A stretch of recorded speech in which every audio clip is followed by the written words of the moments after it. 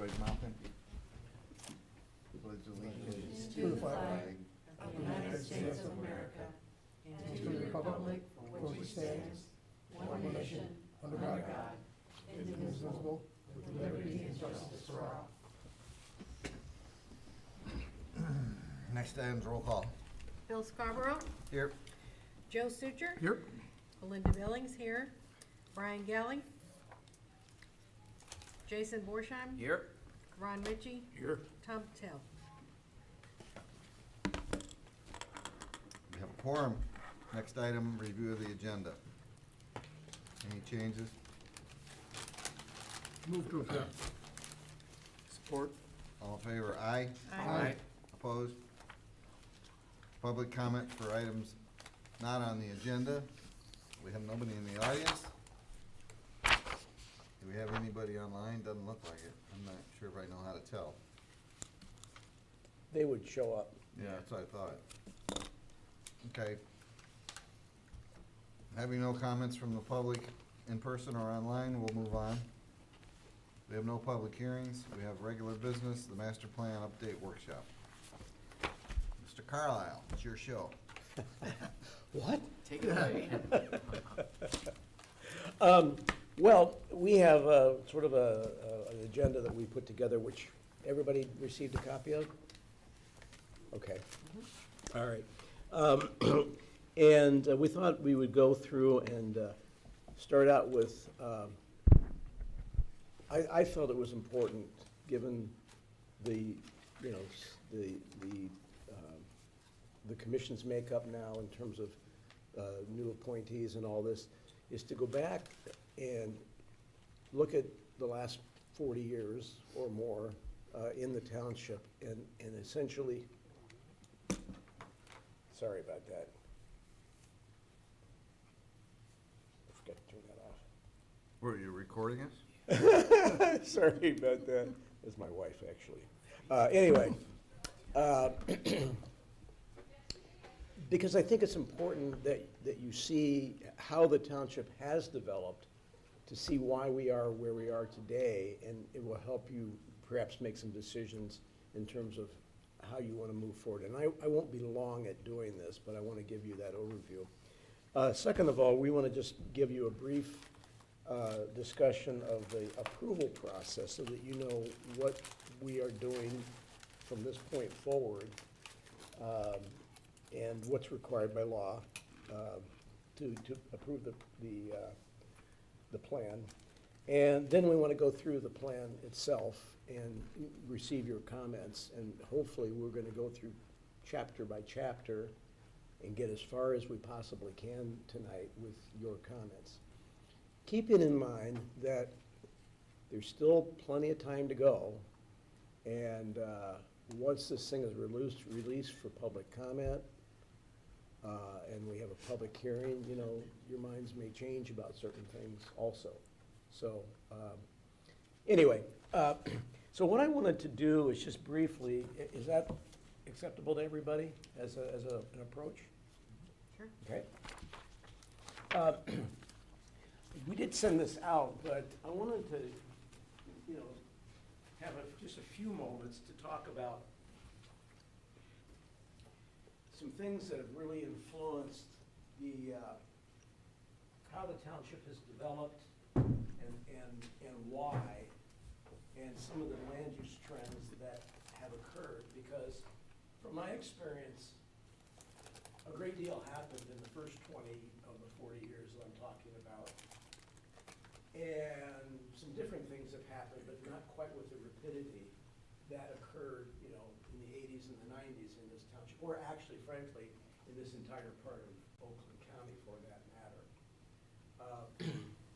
But you know, there's about 3 physical factors that have influenced a great deal of what's happened in this township. The first one being, of course, was this ribbon of a highway coming through I-75, which had a major influence in this township in terms of when it was constructed, and the fact that we have 1, 2, and really a part of a third interchange that services the township. So obviously, when you have a major expressway running through your community, that does have an impact and effect upon, and that's frankly why many of you are probably here too. Why many of the people that live in this township are here. It's because they now had transportation from the places of employment to this beautiful community in which you now live from that standpoint.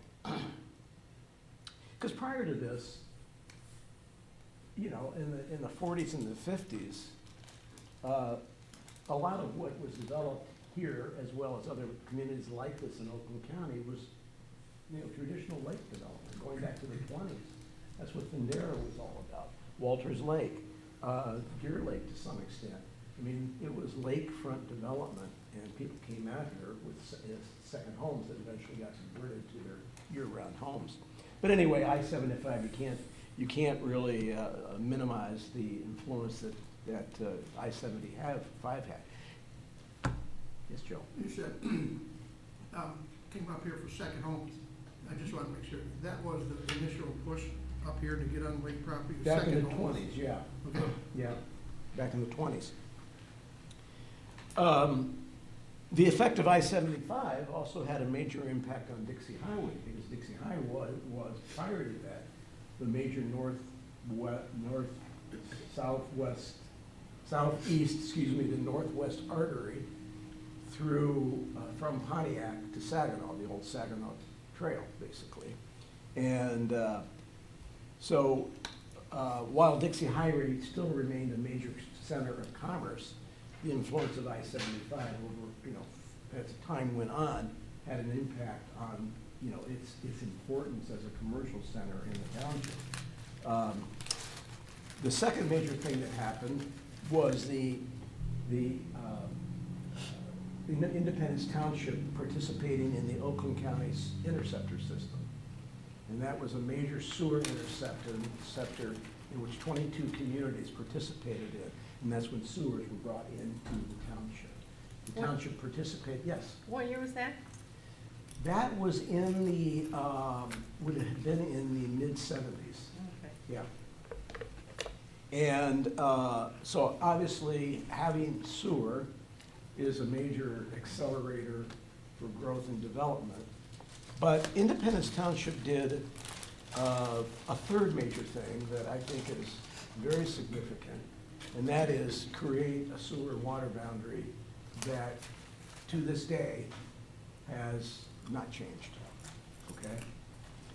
It's in the master plan, but essentially, you know, the portion of the township that's served by water and sewer is essentially, if you look at Clarkston Road, it's roughly that. Now there's a little bit of variations here and there, but that's had a major influence on how we've made, it's been a major growth management tool. The reason that we've been able to be successful in enforcing that boundary is because we have a finite number of sewer taps that were allocated via the sewer interceptor system. The 22 communities that participated in that, there was an allocation of sewer taps, and Independence Township was only given so many, along with everybody else that participated in that. And we can't go beyond that, or we can't, you know, we can't, for example, we can't extend our sewer outside of our boundary. For example, like with Springfield Township, who's asked in the past if we were able to do it without approval of the 22 other communities that participate in the sewer interceptor system, along with Oakland County that actually operates the system. So that's been a major factor in this township. And so that's why what you see here, because of historical growth patterns, you know, the more densely populated areas, because historically this is where it grew in the township, going back to the 30s and the post-war, the 40s and the 50s.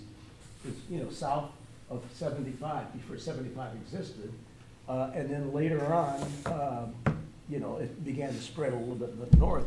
But that's why we've also been able to maintain these very low-density patterns in the northwest and the northeast part of the township in low-density residential, because we don't have sewer or water and it's reliant upon septic systems, so therefore, you know, our land use patterns have been essentially an acre and a half up to 3 to 10 acres of the northwest part. And so those are all of the factors that have essentially influenced, you know, physical factors and infrastructure factors that have influenced growth in this community. Yes, Jay?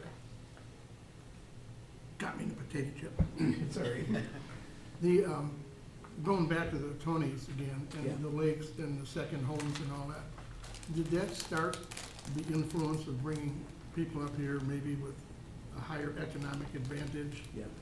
Which Definitely. is what, you know, ultimately Oakland County is sort of known Yeah, for, definitely. I guess. I think that's how most people, you know, who lived and worked in Detroit, you know, this is where their second homes, because, you know, the interurban operated, the interurban railroad, and they were able to get transportation, you know, out to areas in the hinterlands. And, you know, Henry Ford built all these little factories out in these areas, which in, you know, Clarkston Mills Mall downtown that was part of that system.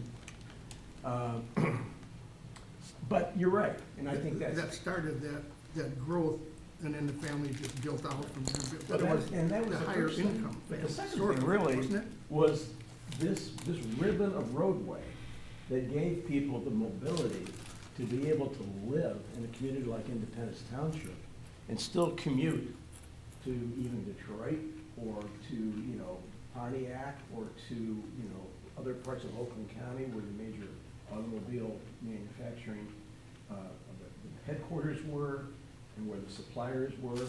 And that's, you know, those factors I think really are what accelerate. But you didn't really see growth accelerate in this community until after I-75 was pretty much complete. And so, when I started here in '81, the population of Independence Township was 16,000 people. And it was predominantly, you know, all pretty much focused down in this particular area south of I-75. And then one major thing happened north of 75, and that was the Deerwood subdivision, which was extremely controversial at the time. And when I first came to this township, it was I didn't realize when I started my business that there was a recession at that time, but there was in '81 and '82. And when I first started in the township, you know, economically, things were not very good. There was over 250 lots throughout the township that were owned by banks. You probably, you know, Comerica probably owned a few of them. It wasn't Comerica back then, though, was it? They might have. Yeah, that's where I was. But Deerwood, there was quite a few, and one of the things that really economically hurt the Deerwood development was the fact that they had to extend the sewer across I-75, and it was a very expensive proposition. And if you look at the sewer and water map, you'll see this is designated as a limited sewer area. That sewer cannot be extended beyond the boundaries of Deerwood. And we've had, you know, pressure from property owners and developers to want to spread it up here, but it can't be because there's not the capacity, and it was strictly restricted to that particular area, so that will never change. Where's that apartment complex there to get their sewer from? But isn't that Deerwood, but it's 75 in Dixie? The new one? No, that's clear up here. No, that's right here. Oh, that's Deer Lake. Yeah, it's Deer Lake, yeah. This is Deerwood subdivision here. Okay. They extended it up Dixie Highway at that time. What was the controversy about that? Well, I mean, because it was because this area was just like this, you know? And you had Cranberry Lake here, and you had Little Walters Lake here. And by the way, this is what spawned the creation of the Independence Land Conservancy, which is now the Headwaters, or the Blue Heron. Blue Heron. It's had 3 different names now. But that started in Independence Township. And throughout the 80s and the 90s, they were very instrumental because because there was subdivision growth, there was the availability of, there were acquisition opportunities for open space to be able to be acquired as part of these developments. And so the Land Conservancy really thrived during that period. So, I mean, from my experience, you know, the activity in the first 20 years that I served the township was, you know, really extensive. I mean, extensive subdivision development, residential development. The last 20 years, it has slowed down considerably in comparison to the first 20 years. And obviously, you know, you see you can see it because you live here now and you've seen what has happened in this particular area with that. But we don't see the large expansive developments that we have seen. Two major ones that we have seen, obviously, are Oakhurst, which was proposed in the early 90s, and Morgan Lake, which you are going to be seeing, which was approved which started in 1989 or 1991. Before Oakhurst. Before Oakhurst. And you're gonna be seeing the last two phases of that development, you know, now 30 years later. That just shows you how long it's taken these, you know, Oakhurst developed much quicker than that because the people that were doing it. We've had 4 different developers in Morgan Lake.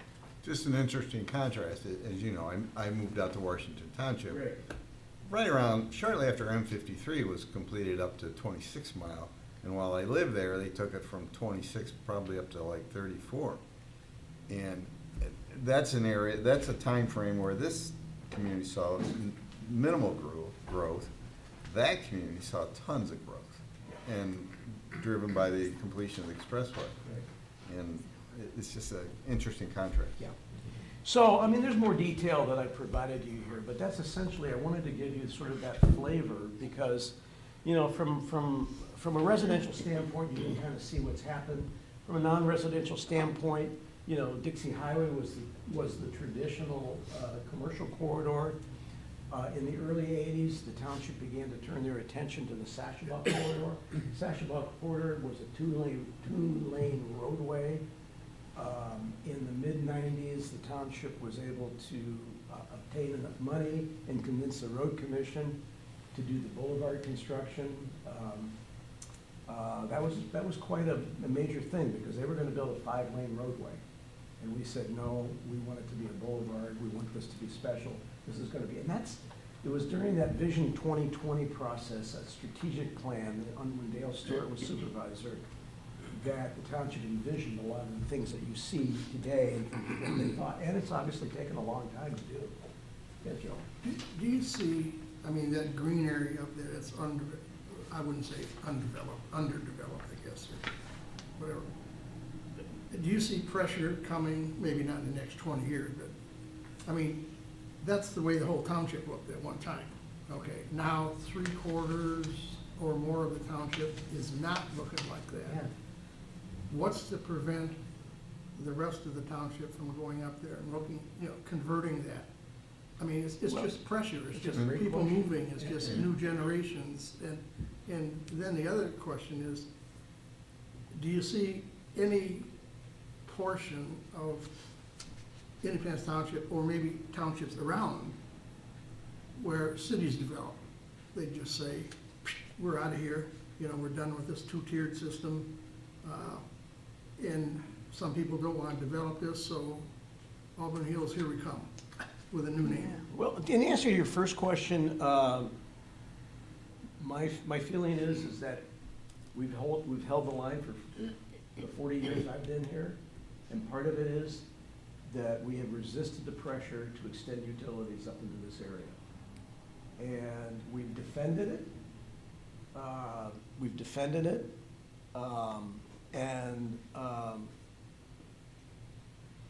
And I think you have to continue to maintain, you know, that policy in your plan and be willing to defend it, and to be willing to not extend sewer and water up to that area, because that would be the total game changer. Right, You know? right. Now, this area has developed a little bit differently because it does have, you know, larger, it has residential developments, but it's still very low density. And the part of the reason that this developed, because we had the higher density of lake development that kind of influenced this area out here. But even what you see out here with these, you know, all these developments out here, they're all, you know, they're acre and a half, average density, 1.5 acres. So, the minimum area that you need for a septic system in Oakland County is you have to have a minimum of 1 acre for a 3-bedroom home. And so as long as you continue to maintain this policy of the growth management or the sewer and water boundary, nothing's gonna be able to develop here on a septic system unless it's at least, you know, acre and a half or more. Well, just playing the devil's advocate, because I'm from a big city, why wouldn't you want more growth up north of 75? I mean, Well, that's why you're here, as a planning commission. I can just tell you that in the 40 years that I've been here, that's not been the desire of the community. okay. I mean, and the community has guarded that area, that northwest and that northeast area of the township very jealously in terms of the lower density patterns. And the other part about this is that even within the sewer and water district, you do have areas where you can have higher density development and satisfy those housing needs with sewer and water. You don't necessarily need to do that up here. We got almost 36 square miles of land here. The very first master plan that I inherited predicted that by now, you would have a population of 90,000 people. And of course, that hasn't come true. Every master plan that we have done up until the last ones, because there wasn't much more to do, we've actually modified, Ron knows this, modified policies to reduce intensity of development throughout the township.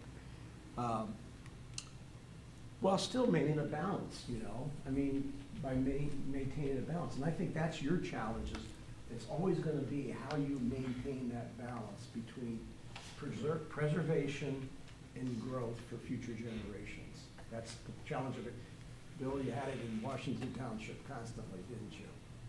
Yeah. Oh, yeah. Well, Heather Lake, isn't that up Clarkston Road?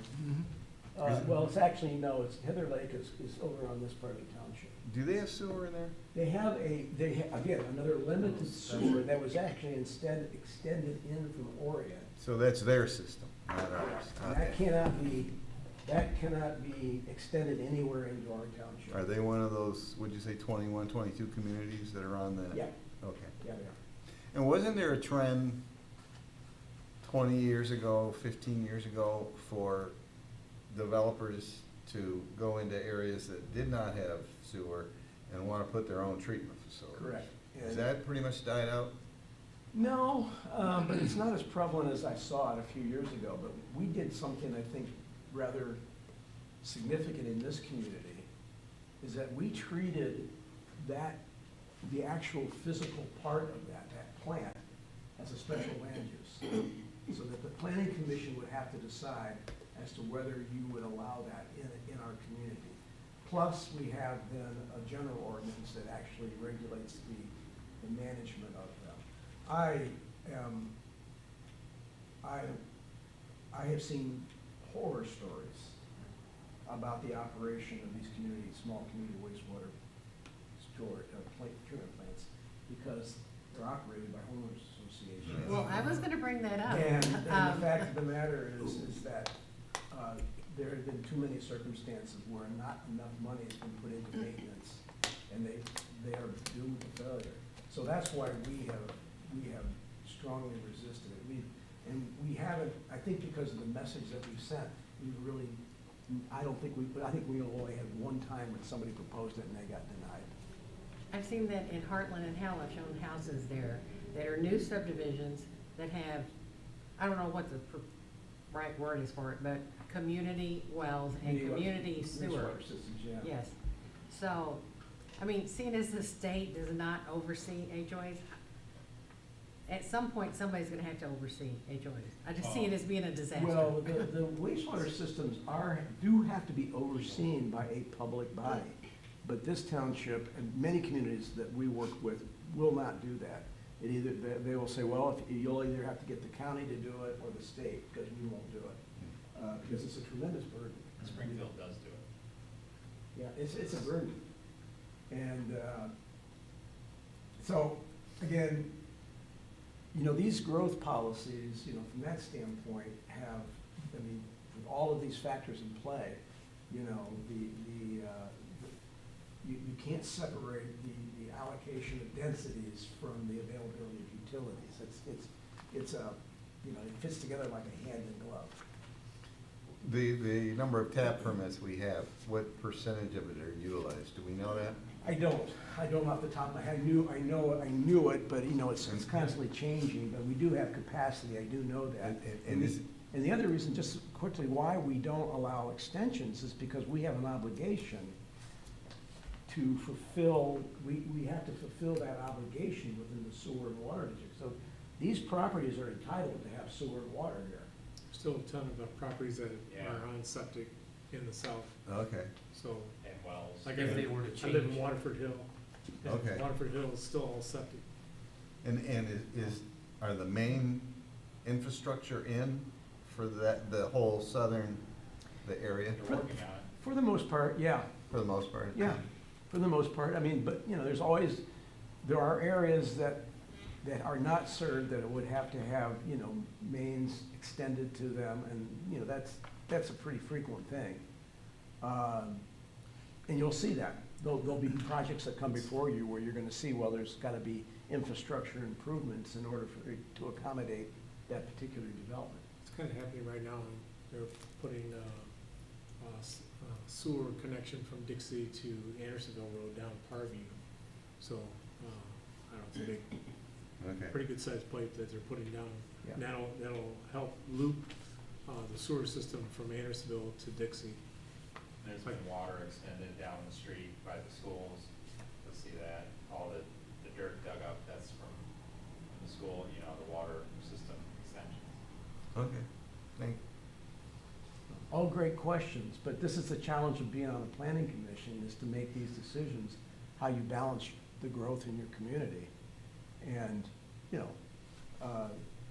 we can always, people can always disagree how well the township's done, but in my opinion, I think they've done a pretty good job of when you consider all the physical factors that we have at play here, a major interstate running through the middle of it, water and sewer, Dixie Highway, growth that has been spreading in this direction, we are the last community in Oakland County on I-75 with water and sewer. Springfield does not have it. Brandon does not have it. Springfield doesn't have, Holly doesn't have it, it's limited in that area. So, at 75, it's not available anywhere, so. Everything north of Clarkson Road, that's what we keep looking at too, if we can acquire that property for parks. Like there's a big section in the northwest that the school owns.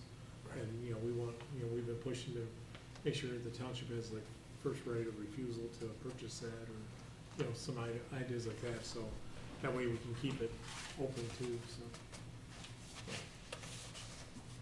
I'm sure you said it, and I probably missed it. What is Cranberry Lake, that area you have? They're outside the water sewer district, I presume. They're in the Deerwood.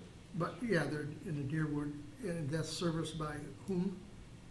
Would it be the same as being inside the? Yeah, it is, it connects to our, it's a township sewer, it just has limited, it was a force main, so it has limited capacity to only serve the Deerwood development. Okay, yeah. So that's why it's a special district, and it can't be extended outside the boundaries of Deerwood. Now, just going on, how did they push that to happen? And what's to prevent the same thing from 20 years from now? Truthfully, Same pressure. I knew the history at one time, but I can't remember. It was I'm sure it's that was 40 years growth. ago. Politics. But I'll tell you who will know, Jerry Fisher will know. Mhm. Ask Jerry that question Talk to next him time you this see morning. him. Jerry Ask, used to live there. Jerry Oh, used to did he? live there, Yeah. yeah. But that's My part daughter of what was we're there. doing though, is that in our master plan and everything, if we say, you know, we don't want that in there, you know, that's between the master plan and our ordinances, that's how you prevent that, so. So, basically, just don't allow those things to happen in those areas, so. Okay, well, I don't want to dominate the discussion. I just thought some of this background is going to be useful for the commission, you know, to sort of see what has shaped the township so far and the kind of factors that you have to grapple with moving forward. So, do you want to talk about the process? Sure, I think Mr. Sucher had one question that wasn't answered Oh, I'm sorry. about whether there would be a possibility for portions of the township or the entire township to convert to a city. Oh. Um, Well, the township, I mean, many, I don't see it happening here, but many, I mean, Troy was a township. Mhm. Auburn Hills was a township and became a city because they found that there were advantages to being able to provide the services to the population, you know, from a financial standpoint, to become Right, a city. but now Auburn Hills Township didn't become Auburn Hills City, right? Yeah, it did. It was, The it was entire called, 36 square miles? it wasn't Auburn Hills It's Township. Pontiac Township. It was Pontiac Pontiac, Township. so yeah. just a piece of it splintered off Yeah. and become the city. But if you look, like the city of Troy is a block township, and it was a township at one point in time. Farmington Hills Rochester Hills. was Farmington Township. Yeah, Rochester Farmington City came out at one point in time and, you know, and consolidated as a municipality, but then later Farmington Hills, the surrounding township, became a city. That's a long process, Oh, yeah, Um, yeah. and it wouldn't happen without community will. Right, oh, that's, yeah, but community will or well? Will. Will, that's, Yeah. but that's what makes everything happen. Right. And that's not bad, I mean, No. things change. Well, just real quickly, I mean, we want to just briefly go over, you know, what's the process that we have to go through? All right, I got it, I'm gonna have to find out. So I can tell you the process. So, I think I've met everyone, but I'll just reiterate, I'm Megan Masson-Minnock, I'm with Carlo Workman Associates. And happy to be here tonight and helping out. So, the Michigan Planning Enabling Act mandates a certain process for the approval of a master plan. And it's long, and it begins with you. So, when you have a draft of a master plan, which you do, your charge is then to get it to a point where you feel that it can be released to adjacent communities. So that's all the communities that border you, also Oakland County, would also go to the utilities, the railroad, there's a long list, that are that's in the Michigan Planning Enabling Act. You could also choose to send it to other entities if you wanted as well. But you can only recommend it. You recommend it to the township board. Yes? I gotta ask a question about Sure. that, I'm glad you stopped right here, because I was doing my homework.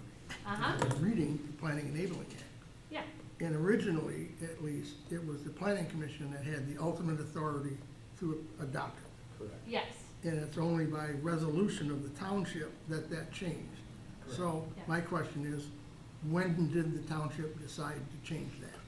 Well, And the what law, resolution the was it? law changed, first of all, to give the governing bodies the ability to adopt the master plans, to make that decision.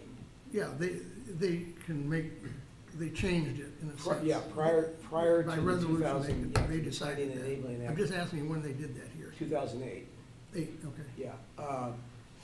However, in this community, our township boards, for as long as I've been around, have always taken we have taken it to them for their approval. And we've done that for one major reason, is that we want the elected officials to, one, endorse the document, and two, they have to use it as a guide too, because they're the ultimate decision-making authority when it comes to rezoning property and things of that nature. So we've always taken our master Yeah, plans. I'm not arguing with the process Oh, at no, all, okay. but I did read what the process Yeah. was as steeped in law. And then I wanted to know when the township decided to opt out and take their opportunity, to take it away from the planning commission, Oh. the ultimate authority. But you said 2008. Well, they did, I mean, long before that, actually, Joe, the township, our township here has always endorsed the work of the planning commission. So I would look at it from the standpoint of not so much taking anything away from you. I think they're simply partnering with you in adopting the master plan.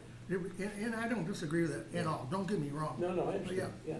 But I do like to cross the Ts and dot the Is. Yeah. And if they didn't do it by resolution, which is in the law, then what they're doing is improper. Yeah, prior to 2008, they didn't need to, but after that, we've always done it we have done it by resolution, yeah. Yeah. Just wanted to let you know I read. Good, I'm get a check mark tonight. Good, I'm gonna get another bottle of water for that. So back to the process. This is actually the beginning of the process, not at the end where it's being approved. It's that you recommend to the township board, for the draft to be released to adjacent communities. And the township board has the power to either release it to adjacent communities or send it back to the planning commission. 9 times out of 10, they release it to adjacent communities. By state law, there's a 63-day waiting period, response period, that all of the adjacent municipalities in the county have. Also in Oakland County, it would go to the county planning commission to be heard and reviewed. After that period ends, you will get all of their comments back. Whoever chooses to submit them, and then you can consider those, decide to make some changes. But after that 63-day period ends, and only then, can you have a public hearing on the draft master plan. So there's a little bit of wiggle room there in terms of whether you have that public hearing right away after that's, on the 64th day, or whether you want to consider those comments and then make changes then.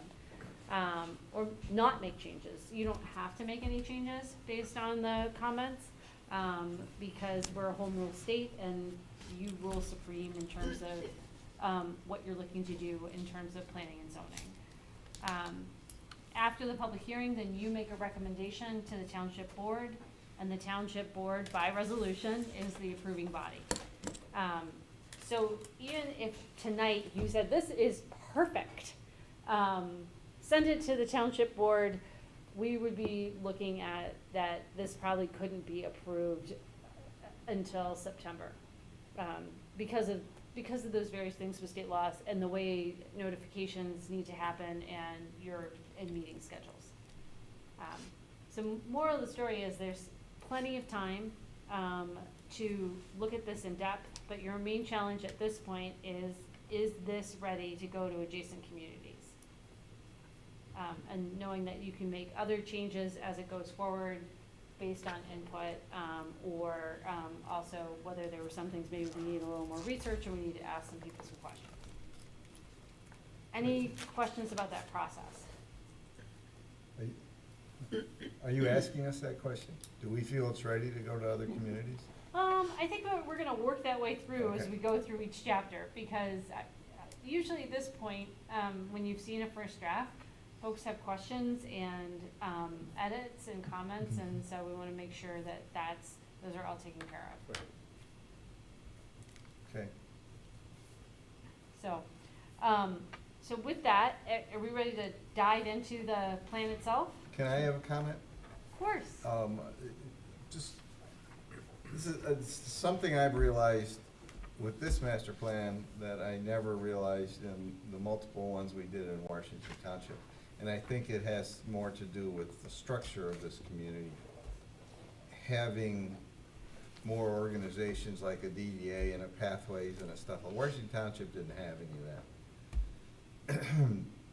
This is I always saw it as a master plan as a plan for the planning commission. This is a plan for the whole township, because it includes other bodies that are not directly under our control. And so it was just an interesting observation for me. It's not just a planning commission tool. And we need to make sure we get, and maybe we've gotten it already, we've gotten DDA and pathways and all those different groups input into this, and maybe And, that's and been I think done. we'll want to get their, I think they're gonna, we would certainly want them to review the draft that's released too. Yeah, Yeah.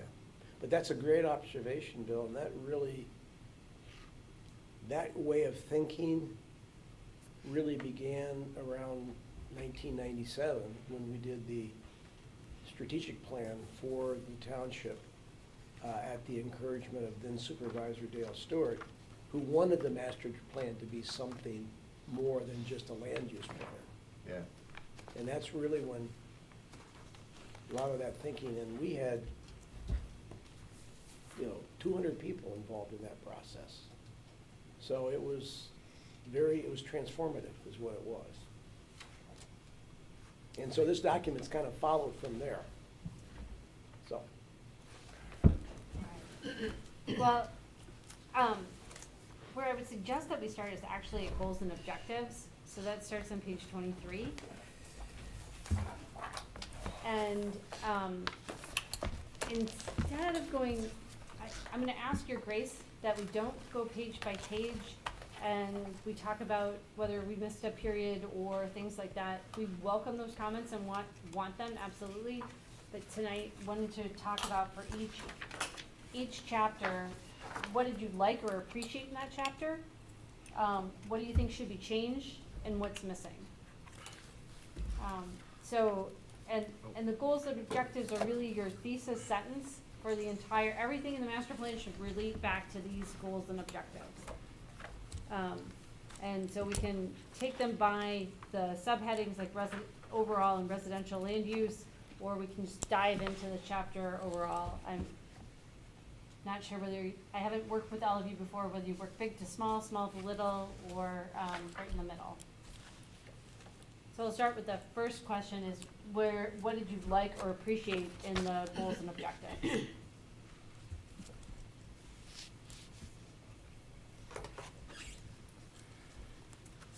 I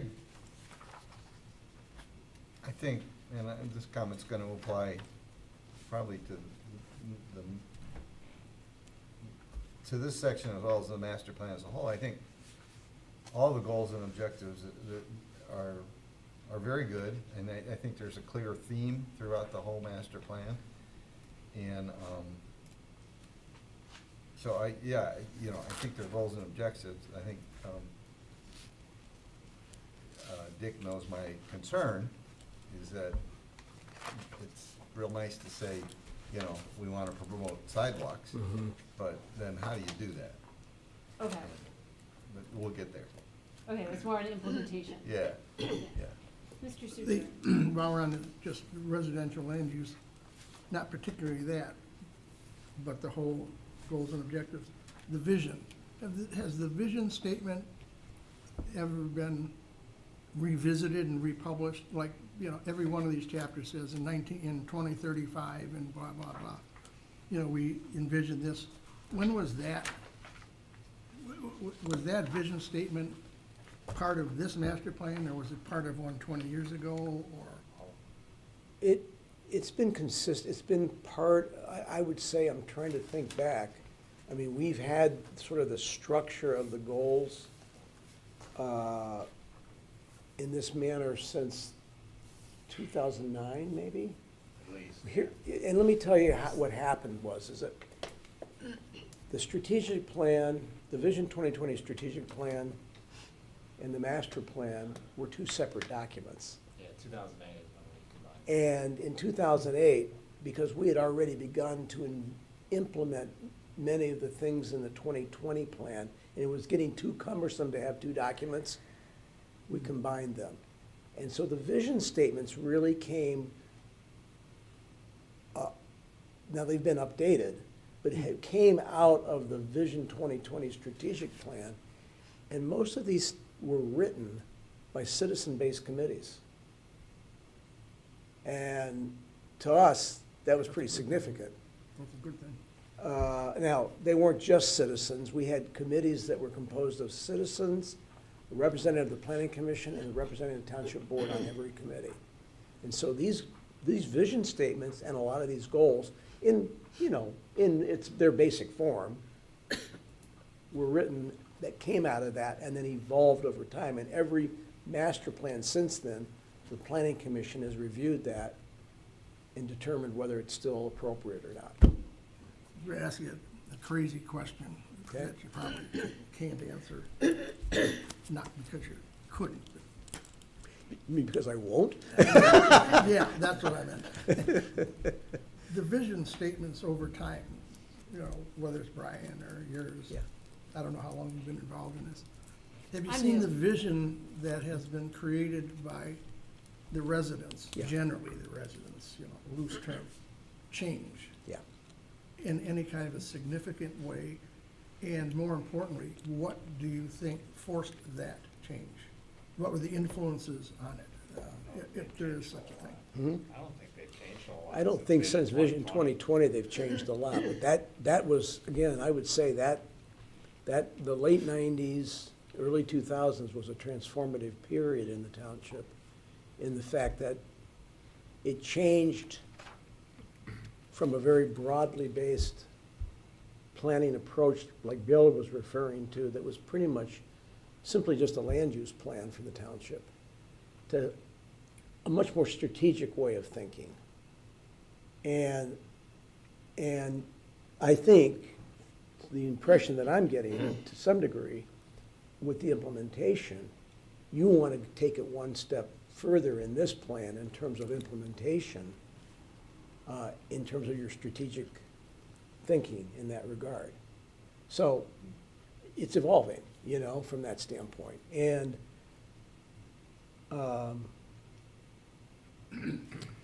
I think it's always gonna evolve, okay? sure, Because the world is always changing and all that. But what was kind of like, because I have no idea, what were the influences here, you know, in this area, that made the evolution take place, if you want to call it an evolution?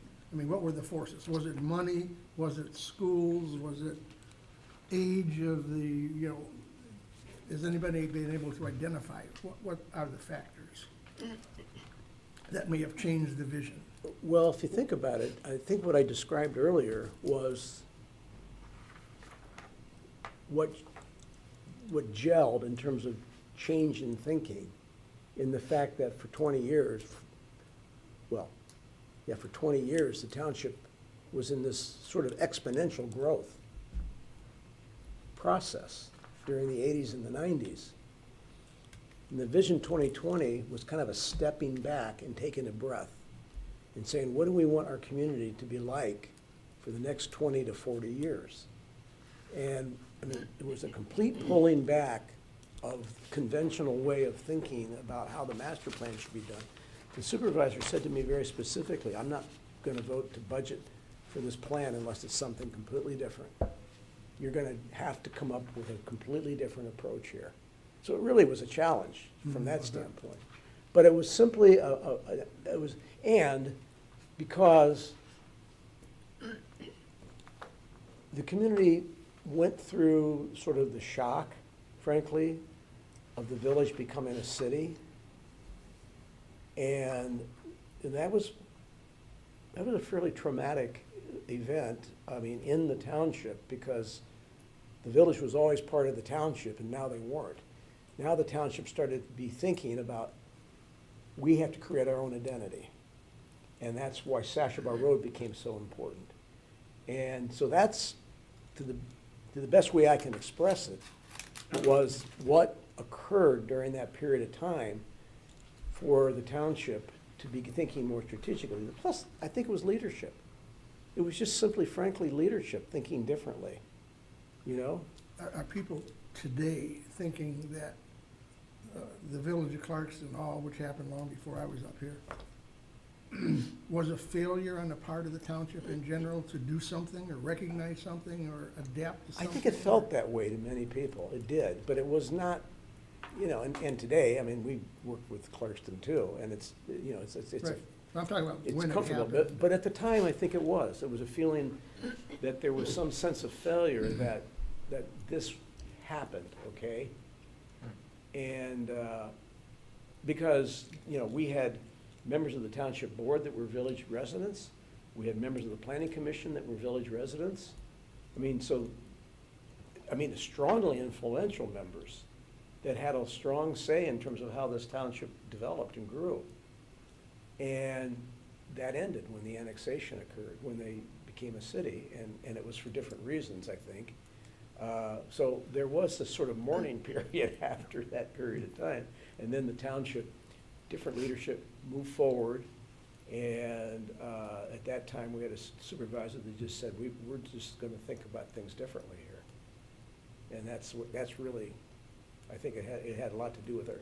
And we had some very, you know, we always have had great planning commissions who are willing to think differently too. And that's really, I think that's when we introduced the target plans for some very specific geographic areas, so that we could focus on these areas with sort of more strategic ideas rather than just, you know, a plan. So I think the words became a lot more important. Okay, my last observation, then I quit. Well, I'm gonna be quiet anyways. You said that, of course, the village has its own identity, small town, walkability, blah, blah, blah, blah, blah. You said that then the township decided it needed to have a new identity, or that was a feeling or something. Maybe it wasn't Yeah. a mission. But they're not, it doesn't seem like they're adopting anything like the model that Clarkston has. And I don't know how you can go back in time, No. but, Yeah. you know, this is not walkable by any stretch. You know, it's zooming by Sashabaw at 50 miles an hour, going by the stores. So if you're looking at a new identity, this is certainly a different identity than the village. And it was never Was intended that to the be. intent?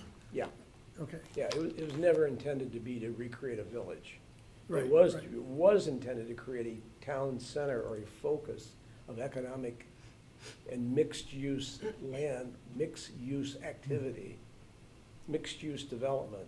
That was the intent. Yes, it was the intent for it to be more walkable than it was. Is it always gonna be auto-centric? Yeah, probably. And the other part about it is to,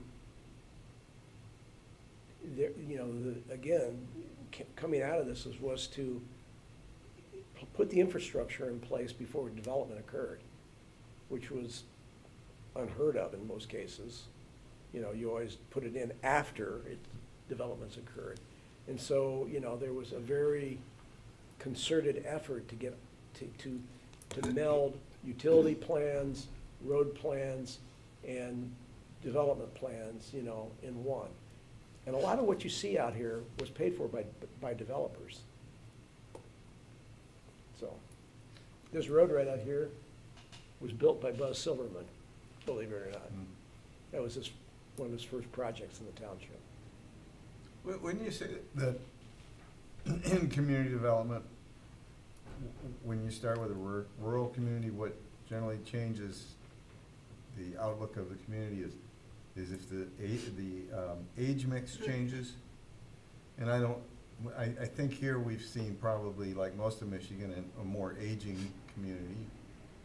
But then as the more dense areas develop and you get population that moves in, don't you see a trend of people who want the local conveniences, who are used to the density, and less people who cherish the rural? I mean, to some extent, they still like the fact that they can go out and go for a country drive and stuff like that. So, being in planning for the last 20 years, and I've only been helping in Independence Township for the past 2.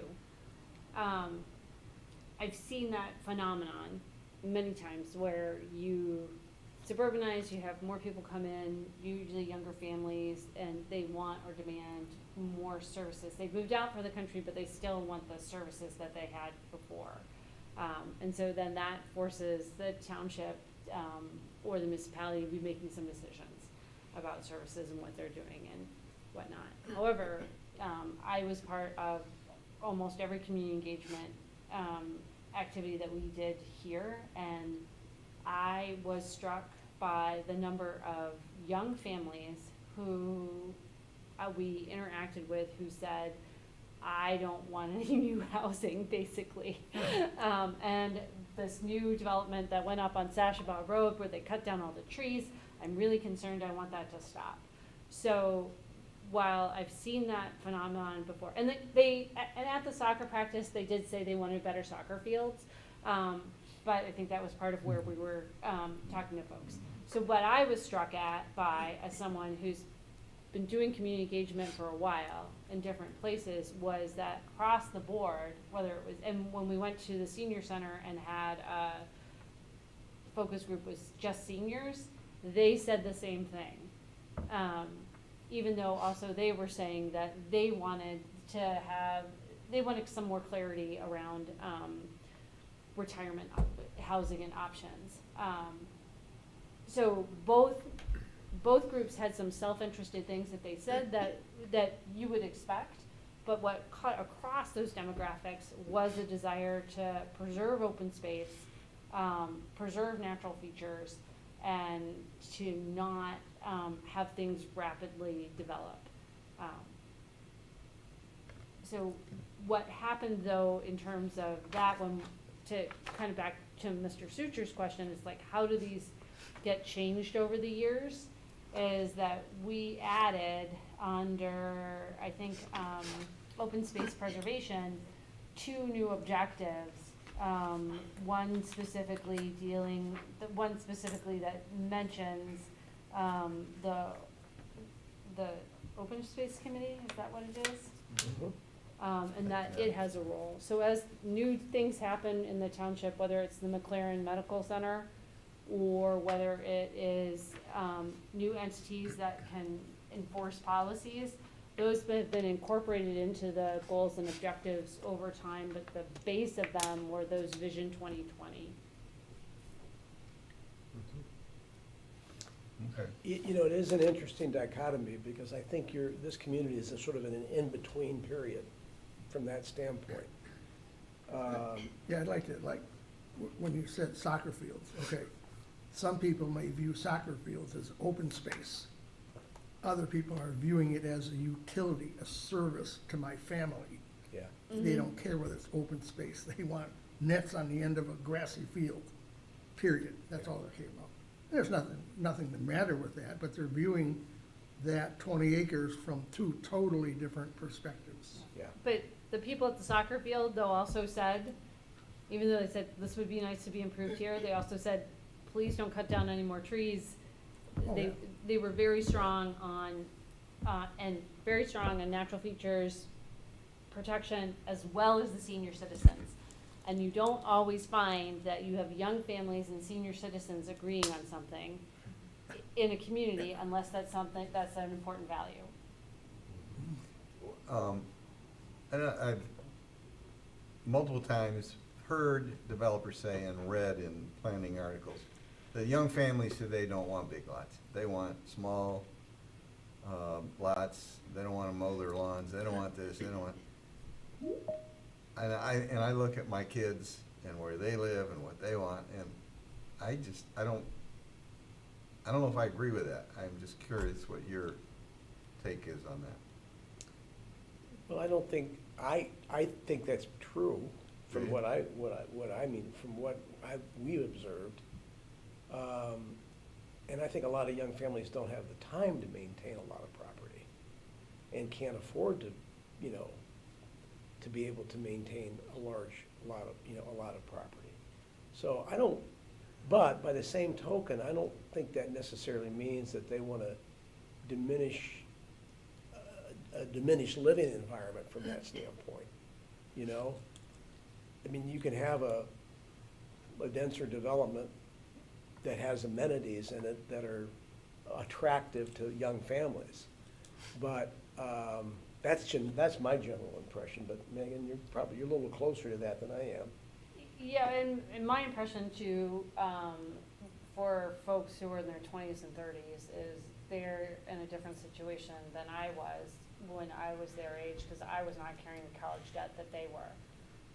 Just the amount of college debt that generation has, if they went to school, if they went to university, has really suffocated their ability to purchase a house.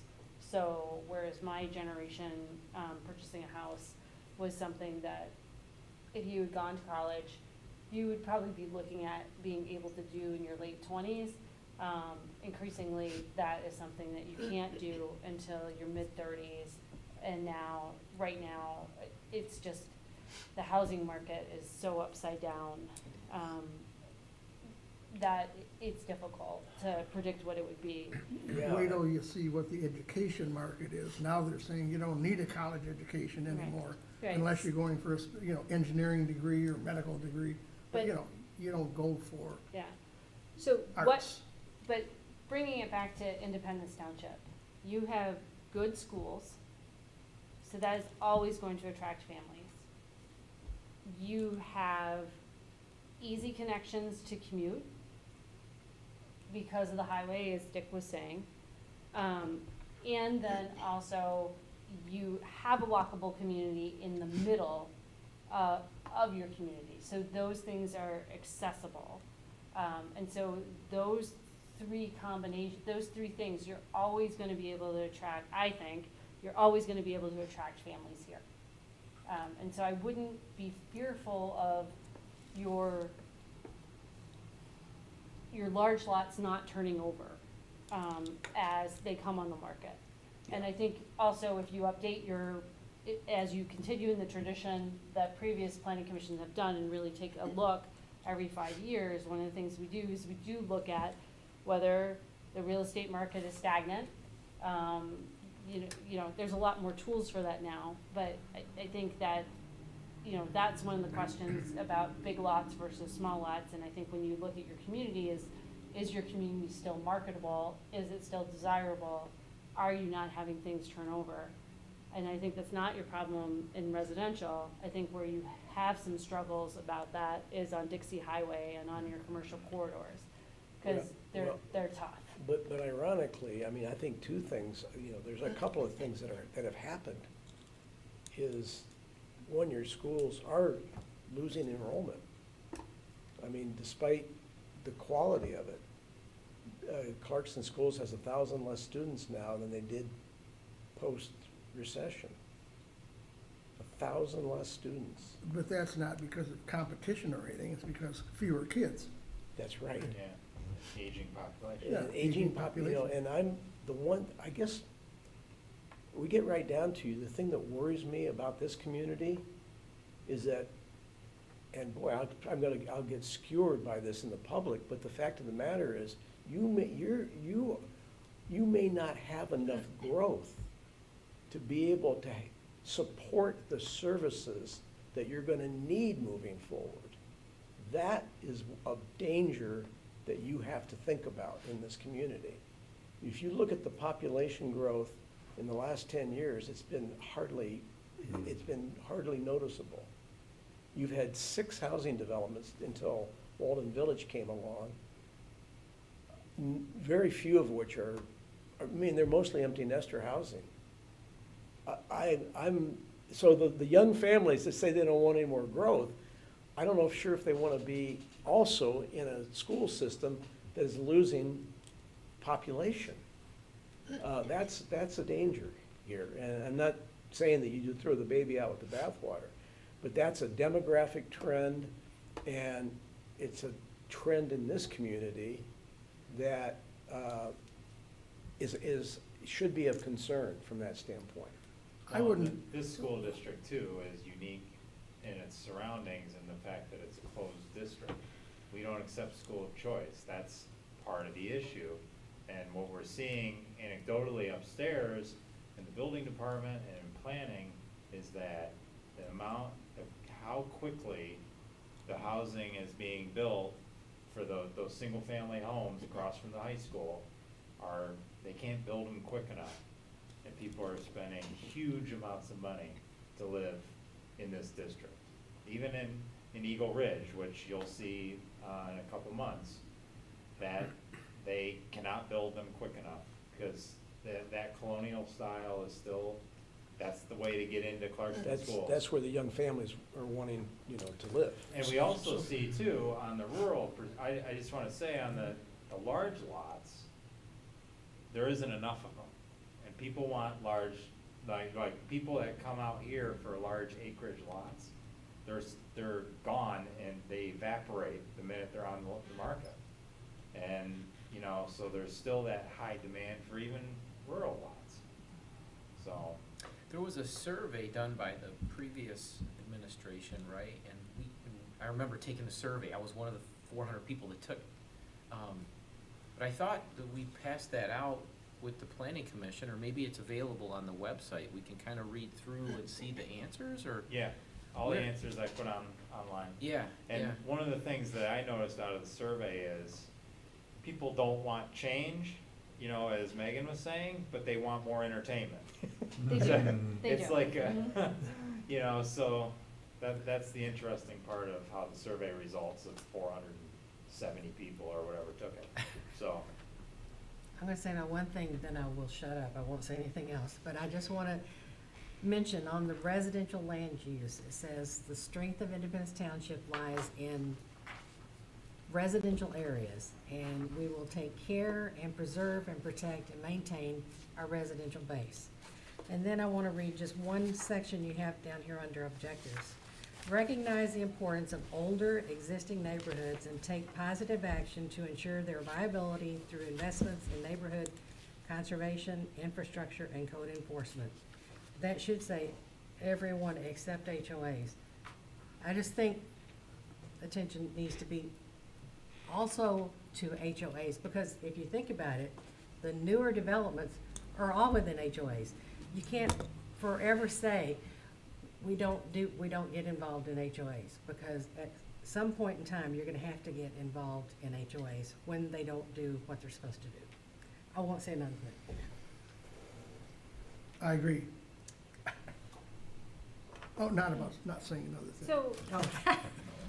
Okay, would you want to add an objective on something about providing assistance to HOAs, or whether it's just meeting facilities, Absolutely. or? Absolutely, there needs. we already do meeting facilities. Mhm. No, Right. you don't. I asked the supervisor about that. You Well, that used must to. have changed, because, You used to when- historically, we've always done it. You used to when Pat Kittle was the supervisor, but I asked Supervisor Aliaga about the HOA, meetings, whether we can continue that, even if it's just a sounding board to groups of HOAs that are not, they're not taking care of the maintenance. I'll also He- say too, that Mr. Kittle, we used to go to every HOA and speak to them about what's going on in the township, what are your concerns?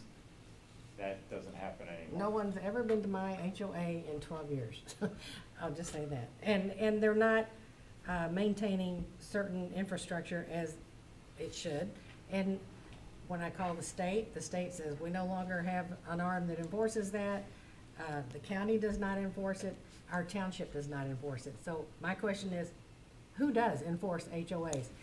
All the newer subdivisions are gonna be HOAs. HOAs, That's just the way it is. that's the answer. The Yes. homeowners. It's the homeowners. That's why The they're homeowners, HOAs. well. Well, you may be in a unique situation, Belinda, I don't know, but I mean, I live in a condominium association, but we only have 14 units. And,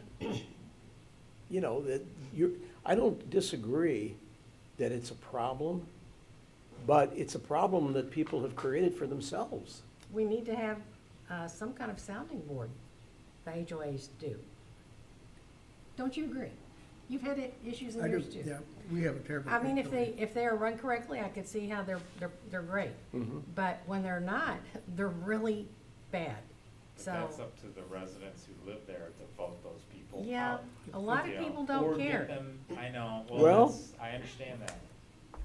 I ran my HOA for 5 years, I understand all the Well, I'm saying the township situation, should have so- code enforcement when things are not being taken care of. You shouldn't just step outside of HOAs and say, we'll do enforcement for everything except HOAs.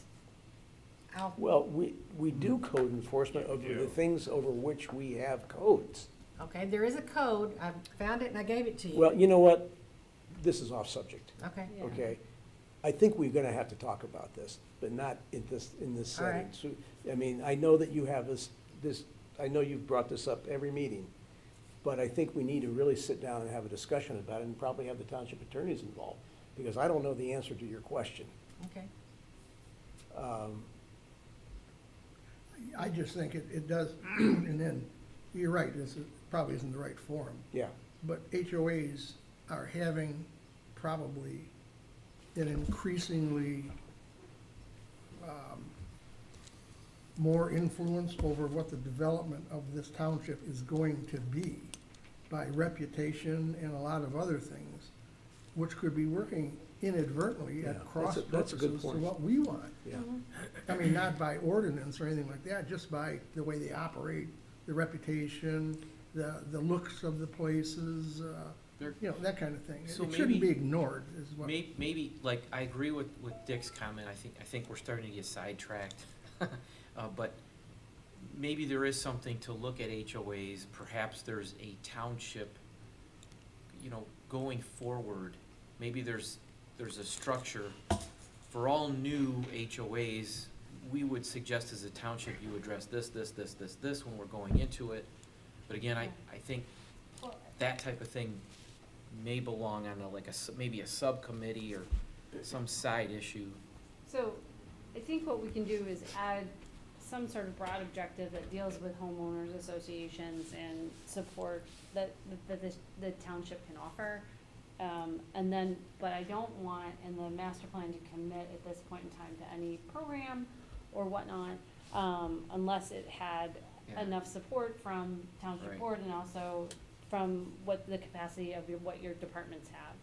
So could we leave it at that, we will craft an objective and bring that back to you Sure. under certainly. residential land use, and then we'll see, if there are other implementation things that we can look at. Yeah, and part of what Dick talked about with the aging of the southern half where they're predominantly are HOAs is when HOAs get, or, you know, when a subdivision gets to a certain point, there needs to be maintenance. And we're dealing with this in other, you know, residential neighborhoods where they're looking for us for advice on drainage or, you know, some kind of issue.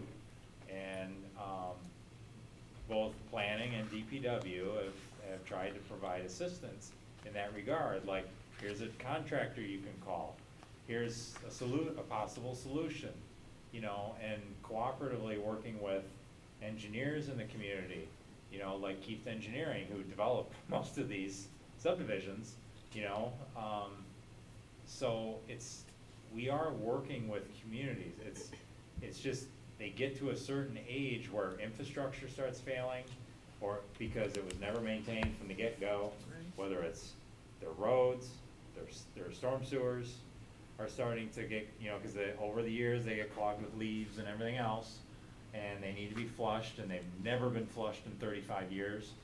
I found that out in a subdivision a couple weeks ago, so, meanwhile, there's, you know, it creates a whole nightmare for their streets. So, but again, they're all public roads, but still, sometimes the problem with HOAs is when the board leaves and a new board comes in, they're not thinking long-term. And that's a big problem. And, you know, with the neighborhoods being 30-plus years old now, you've had turnover of residences there, you know, people who have lived there. And somebody may be on the board who's only gonna be here another 10 years, and then they're gonna go off to their condo and they don't care about the long-term effects of things. So that's just, it's a continual problem, and the solution is hard to get to. But all we can do as a township, in my opinion, is offer advice to them and try to provide some assistance in that regard, but not commit to redoing their entire storm sewer system, No, or, but I or think there things like does need to that. be So, code enforcement. Okay. again, Maybe one of the objectives could read that somehow the township will come up with like a toolbox or something, a tool, you know, toolkit that helps HOAs or something. Well, Some, yeah. and then maybe that is, you know, facilitate SADs, you know, whatever the toolkit. Yeah, which We we think we do, do, you you know. know, we help. But I'm just saying we could have that be like a little toolkit for HOAs, like, hey, these are things the township could do to help your area, your subdivision. Maybe provide advice and support to homeowners associations to maintain the quality and functioning of infrastructure. Right, Yeah. but it could be, you know, just, even Yeah. if it's just a list, hey, HOAs, we can help in these areas, Mm-hmm, and those types of things, so. yeah, Mhm. okay, All right. okay. Goals and objectives, we've talked around a lot of things, and we do have one substantial edit. Okay, I'm just gonna, One more thing, I know we've gotten off track and we're driving Dick nuts here, No, I'm good. but I'm telling you, this I'll is just get another a sandwich, very Joe. valuable yeah, of course, yeah. time. I Yeah. mean, I know Ron down there, he's got all the expertise and all that, because he's been around a while, but there are some of us who haven't been. And it's a kind of a learning experience for us. And then, we hear about HOAs and all that stuff. I came from a city. Everything was taken care of, sewers, drainage, blah, blah, blah, and then they come up here, and you talk about the new people coming up here with a different attitude, a different experience, and you don't want them to have a bad experience coming up into this township. Well- But they might get it automatically because it's a culture shock. Not a culture shock It- in the sense of culture, but, Yeah, in it- terms it- of infrastructure, how a township Yeah. works versus a city and stuff like that. And there's conflicts that just have to be, maybe the toolbox is resolving it, where we'll go to it. But you gotta recognize that when people come up here, they're not coming up here from a HOA or a township. They're coming up from Detroit, Well, and Grosse Pointe, Roseville, East Detroit.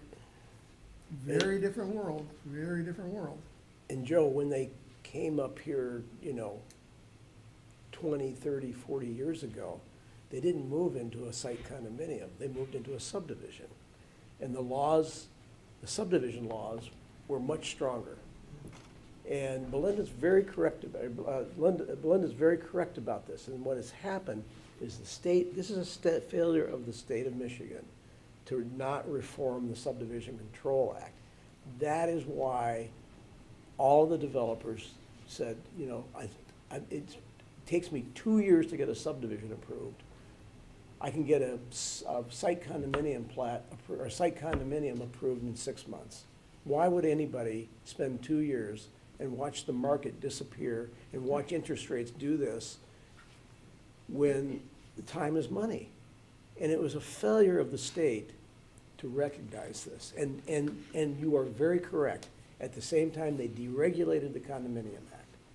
And our Attorney General opined that site condominiums were a legal form of development. But it took all the controls that were there at one point in time for drainage. I mean, all the agencies that were once involved in subdivisions were not involved in site condominiums anymore. It was all on the townships or the community's responsibility. And it hasn't been a good thing necessarily. But I think I hear you in terms of that when people come in, they have certain expectations of, that they're caring from wherever they came, and the township should welcome them in some way and let them know how things work here, right? I think so. Okay. Welcoming, maybe not with donuts and coffee. But we have to, when we do something, make a new regulation or law or something, recognize what the influences are and be ready to not adapt to them, because we can't do that, but accommodate to whatever, because it's a sell job. I mean, we're selling the township. I mean, we may not think we are, but if we're not, okay, yeah. Okay. Sorry. But I know you've got your plan on what you want to do tonight, and Brian's giving me daggers and all that, but this is a very, no, I'm I kidding. bet you. Yeah, that's right, yeah. That was good too, Brian. But a little bit more brief next time. Anyways, this is a great learning experience, and I know you don't think maybe so, we should know this, we don't. A No, lot I'm of this sorry stuff, if and this is gonna be a better product for what you're doing right now. yeah, I'm sorry if I was given that impression. No, Yeah. you weren't, I made it up. Okay, so, goals and objectives. back to this, was there anything that people felt were missing, or that, should be changed? In relationship to that page 23, residential land use? Yeah. Page 24.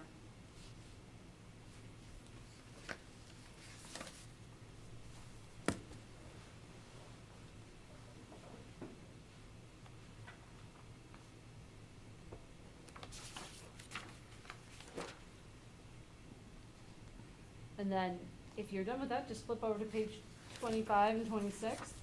And that's commercial, office, and industrial, and also historic and rural preservation. And I think what we'd just do is welcome any questions or edits or concerns. One thing that stood out to me is, it talks about live work units. I don't think we have any of those in the township, do we? No. I don't think so. No, I don't think we've ever, I don't think anybody's ever proposed them even. So, I mean, that may not be something that is realistic for this community. Is What- the I corner of think- Sashaba what and does that mean? Main Street, is that the village or is that the township? Walden, you mean? I'm sorry, Walden and, That's the village. Village, yeah. because I noticed they were developing there, so I wondered if that was something like Well, that. they've surveyed it. Yeah, that's they all. surveyed it. So- yeah. The thing about live work, I think that came from previous master plans where we envisioned McLaren doing, in their commercial area.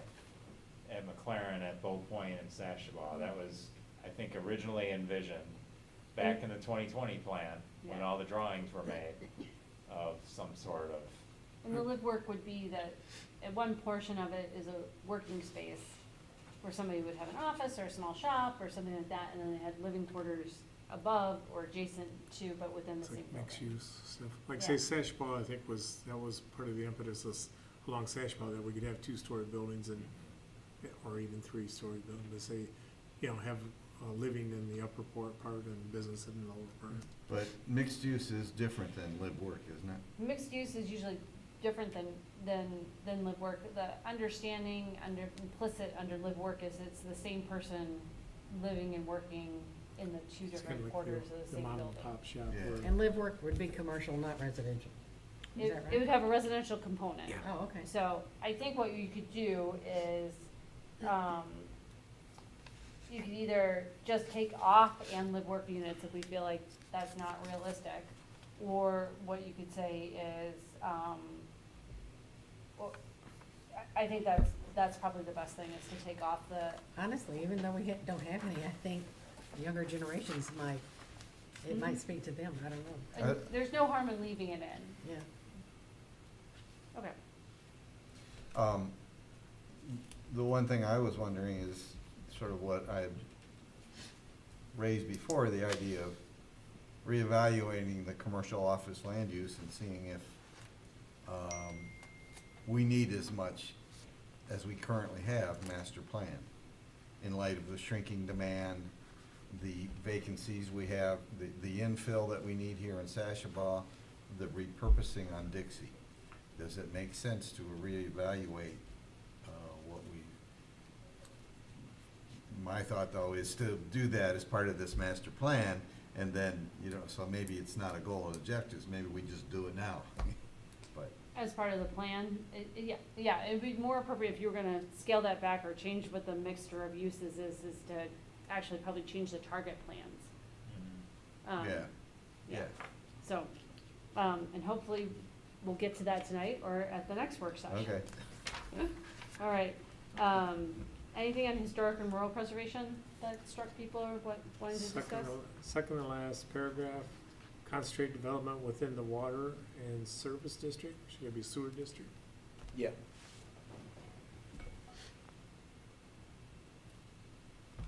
Where is that your? 27, left-hand side, Page second, 27, second, Okay, I see. concentrate within the water and sewer district, yeah, just change service to sewer, got it, right? thank you. All right, so we're on, nobody had anything on page 26, I'm assuming, and then going to open space and natural resource preservation. On page 27, and infrastructure starts there too.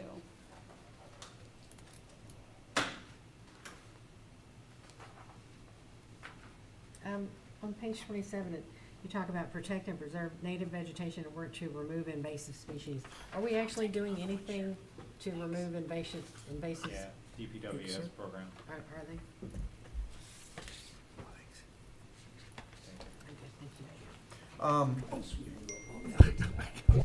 Not possible. I had a question regarding the statements about protecting groundwater and water quality. Okay. And this is just because I don't know the answer.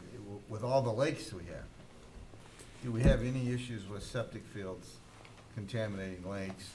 Do we need to be aware of that and that possibility and maybe include something in here with that regard? Well, I know we ran sewer down in Woodhull Lake area as a result of that. But we have in the past on the zoning board of appeals, when we've approved new houses, required yearly inspections by the Oakland County Health Department. I don't know how well that's been achieved, but Inspections of the septics? yeah. Okay. Yep, where it was in a high issue area, but, problem is a lot of that's handled by, Oakland County, and now they don't allow septics on lake sides of homes anyway. The county's made a lot of changes to their septic policies and allowing, more newer technology type fields, especially in lake areas, engineered fields.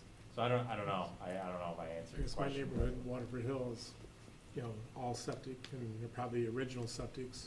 And so you got all along Van Norman Lake, and I'm sure there's other lakes similar to that too, that, where the septic fields, they gotta be leaching into the lake Yeah. to some degree, Yeah. so. Sure. So, and I guess I've talked to Dave McKee a number of times. We need to find a way to expand the sewer system, especially in the south around the lakes anyway, to at least buffer the, Yeah. the roads that circle the lakes, to get those as a first step anyway, of expanding the use of the sewer system anyway. Yeah, because I know Woodhull, certain parts of Woodhull Lake are contaminated pretty much yearly. Like the county releases a beach, prohibited list, and a lot of times on the Waterford side of Woodhull, it's closed.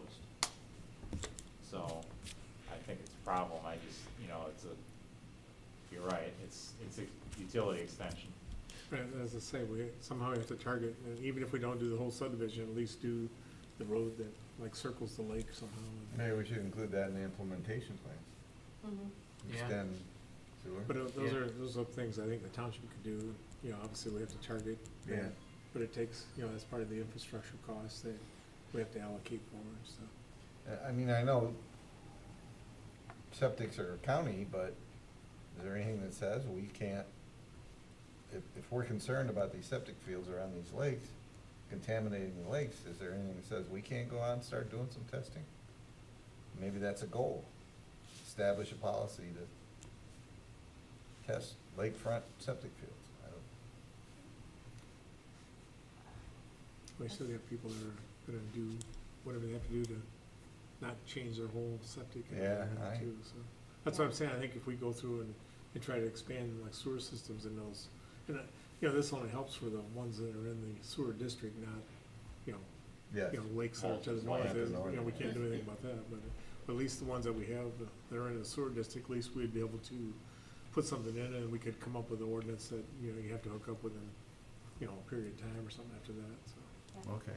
Okay, so add something like that to implementation, and that links back to this objective.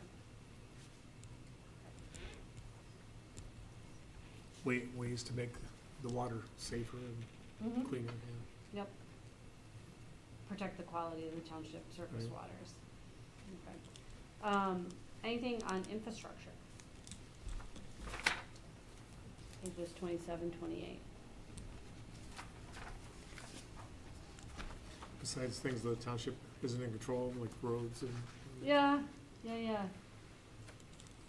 I mean, it is what it is, and you can put markers down in terms of, then that helps to influence policy for those, for the road commission or others. Well, like the roads, like even though the township doesn't own the roads or pay for roads, whatever, we can still help facilitate through the SADs and those types of things. So I mean, those are the kind of tools I think we can Neighborhood have. improvement program. Right. Yeah, I mean, We the got the town- road improvement program that people can take advantage of, and Yeah. we're trying to look at ways to expand that, to get more money into that. Actually, I mean, the township had one of the most innovative programs with the millage, road millage, Right, where they were able to attract or get the road commission to pay forward tri-party money, right? right. And match the township's money, and actually, it's documented in the infrastructure portion of the plan about, you know, the amount of roads that were paved as a result of that.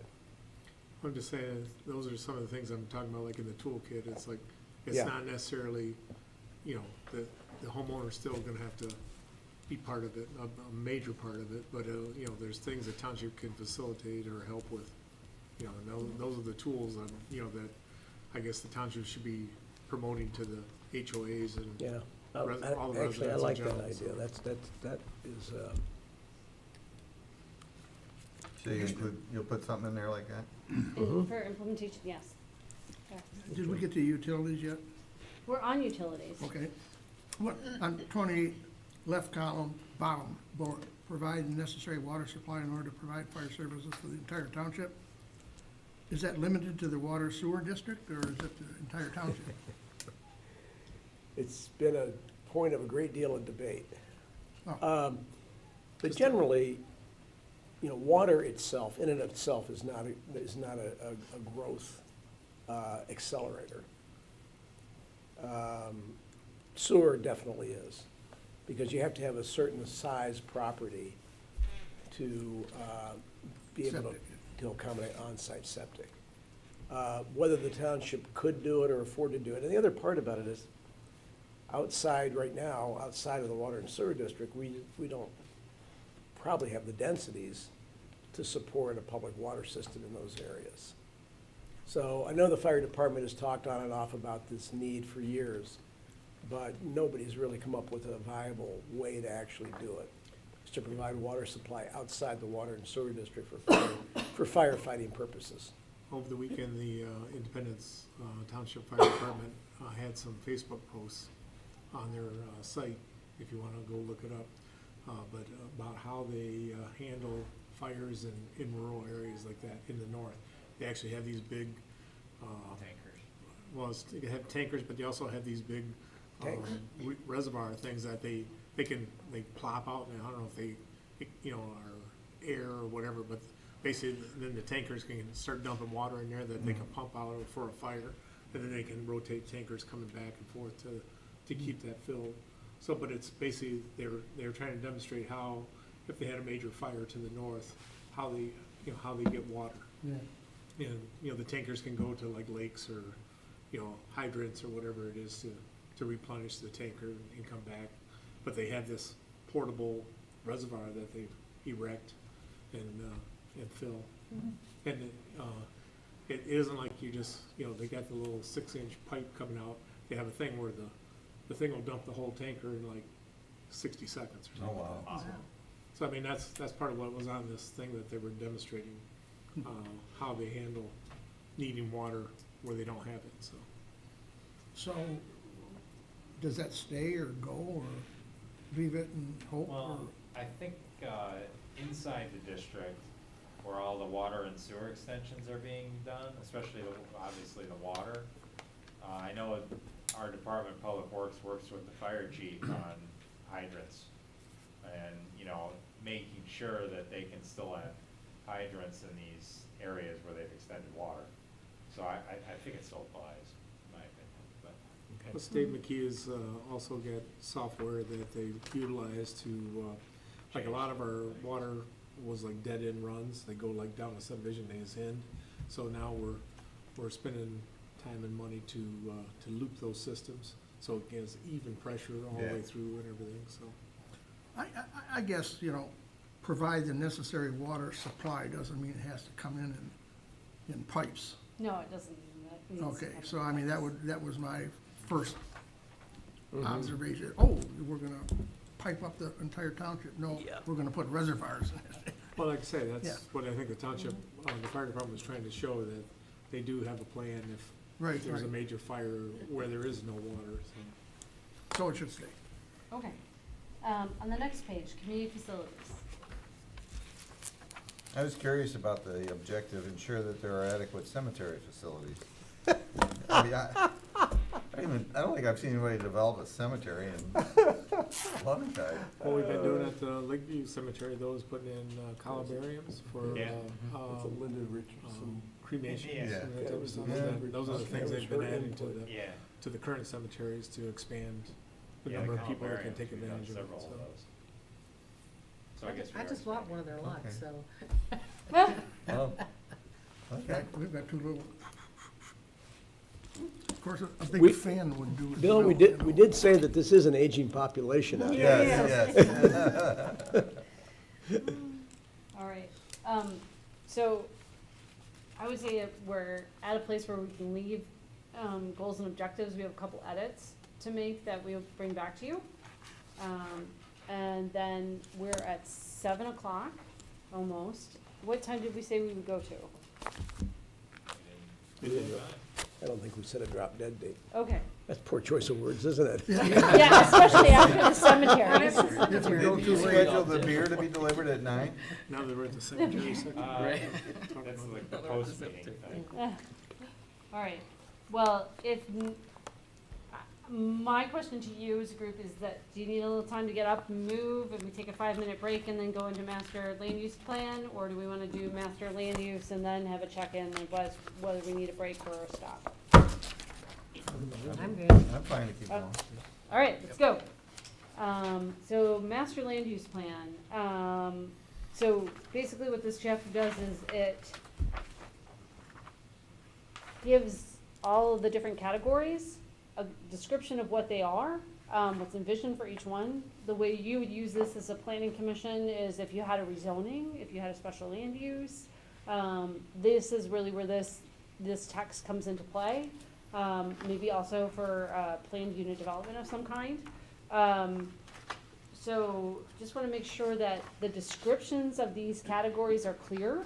And then also part of that is the map that's on page 34. We have a larger map here that if you had concerns about where certain things were, we can look, gather around that map together and maybe make some changes. We brought it on a larger board as well. So are there any questions, considerations, things that you wanted to talk about on page 30, where it basically lays out how what this chapter does and what went into formulating what those future land use categories are? Yes, Mr. Sucher. I hate to do this. I want to go back to 29 for 1 second. Sure. Not to change any I text. expect nothing less. Okay, not to change any text, but just the vision block, and this applies to all vision blocks, I think. I'm just gonna grab one and says, provide a central civic space for the community within a town center. Now, I'm not asking to, put in anything specific to that. The question is, should a reader be able to look at the visions and then find some statements that identify with that vision? Or is the vision so far off that you wouldn't necessarily find a goal or an objective to relate to that vision statement? That's a general question, just what the intent. I would say yes, in terms of the latter part of what your statement is, that there should be some Relationship positive- between Yeah, vision statements and, okay. yeah. I'm not prepared to go back through the list or anything like that. I just want a clarification on While that. you're on page 29 in the vision, it says in the year 2030. I all the just rest saw of- that, All the rest of them say 2035. 2035. Great minds think alike. Yeah. Good catch. I didn't notice it before, but. I didn't either. We'll be back in 2030. Mhm. Yes, we will. Okay, so, anything else on page 29 or previous before we go to page 30? Okay. So any questions on, again, the overall introduction? It's just meant to, at a glance at the top, tell you what they are, and then also tell you why they're here and things like that.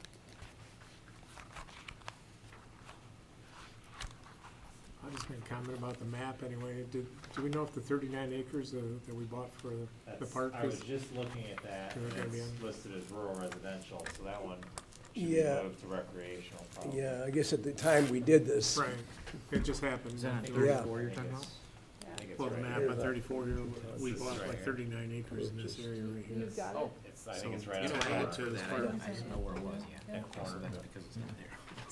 I believe that's it. Yeah. This corner. It's a square. And that should be green? Yep. Yes. Okay. Can you Recreation point is- on that map where the 39 acres is? Yeah, it's right next to, it's just to the west of Clintonwood, and it's this piece, wait a minute, Brian, where is it? Here. Yeah. Basically squares up the. Oh, the bottom square white piece? Yeah, this one right here. Oh, it's But right there, This yeah. is it, yeah, that's right, it's this piece right here. That Okay. triangle-looking shape thing? That's the creek, or the Clinton River. So it's more of a square. It is a square, yeah. Okay. Yeah. This is it 39. It's right not here. all this, because there's some houses here, but it's a lot of the Yeah. area right here. Well, yeah, it's because the Okay. road kind of comes. But some of it, there's, like this, what is yeah. it, Perry Lake Road? Perry Lake Road. It goes over to Perry Lake Road Something there, like so. that. Yeah. Yeah, Actually, there you goes go. a Perfect. little farther.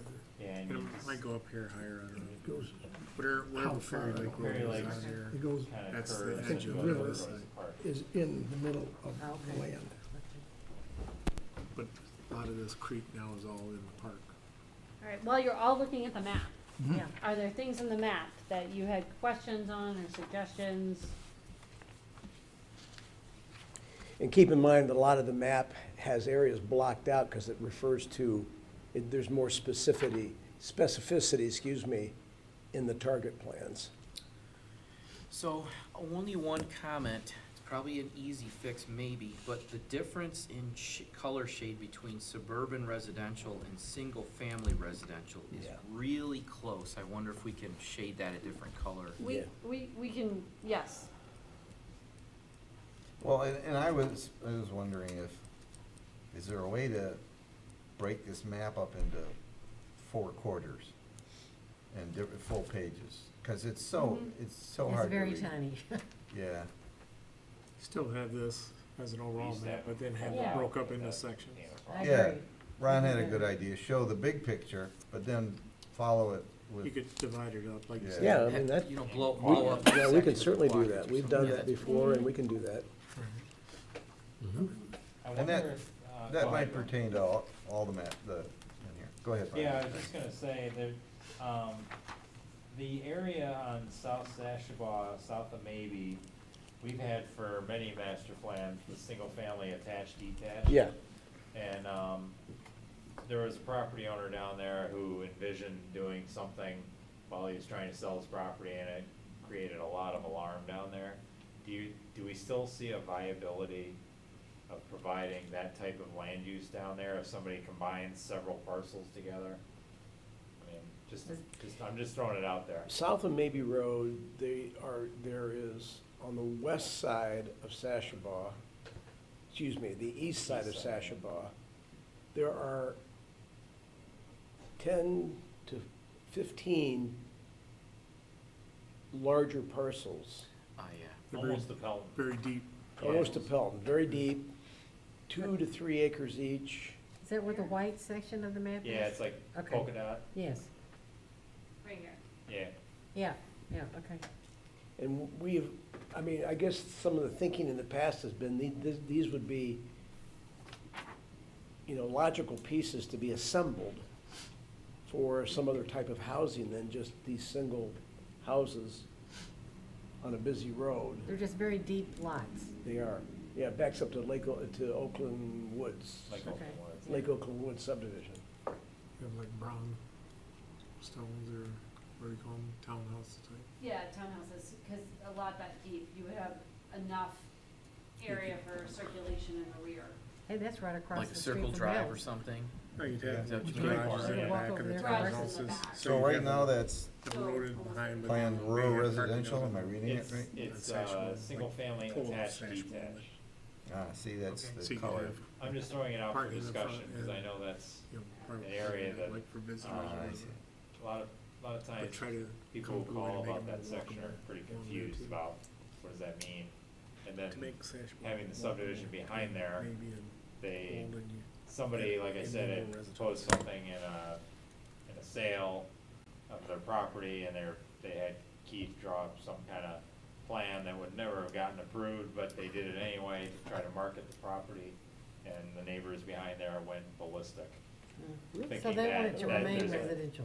What's that? They want it to remain. Yeah, I mean, that was their feeling behind there. And they want it to remain, single site units? Not- Single-family Single family. detached. Yeah. The, I'm just throwing out for discussion, you know. Now, before you, don't leave, okay, there, yeah, just Walters Lake, can you find, yeah, you're almost, here. yeah, okay. What's that color above it and or surrounding it, sort of? Now, I have to admit to being That's- a little bit colorblind, I can't, that's traditional lakefront residential, and those are smaller lots. Yeah, that was, we developed that designation just to signify the existing lakefront residential in that area, because it didn't fit any other category. Isn't that color multifamily residential? It's very well, close. No. but I live up in that area, but not That- on the then maybe lake. that could be another And I wouldn't recolor. call Yeah, it's me it's, lakefront traditional. I wouldn't even call me lakefront. Well, you're not in the lakefront traditional. Okay. You're sub.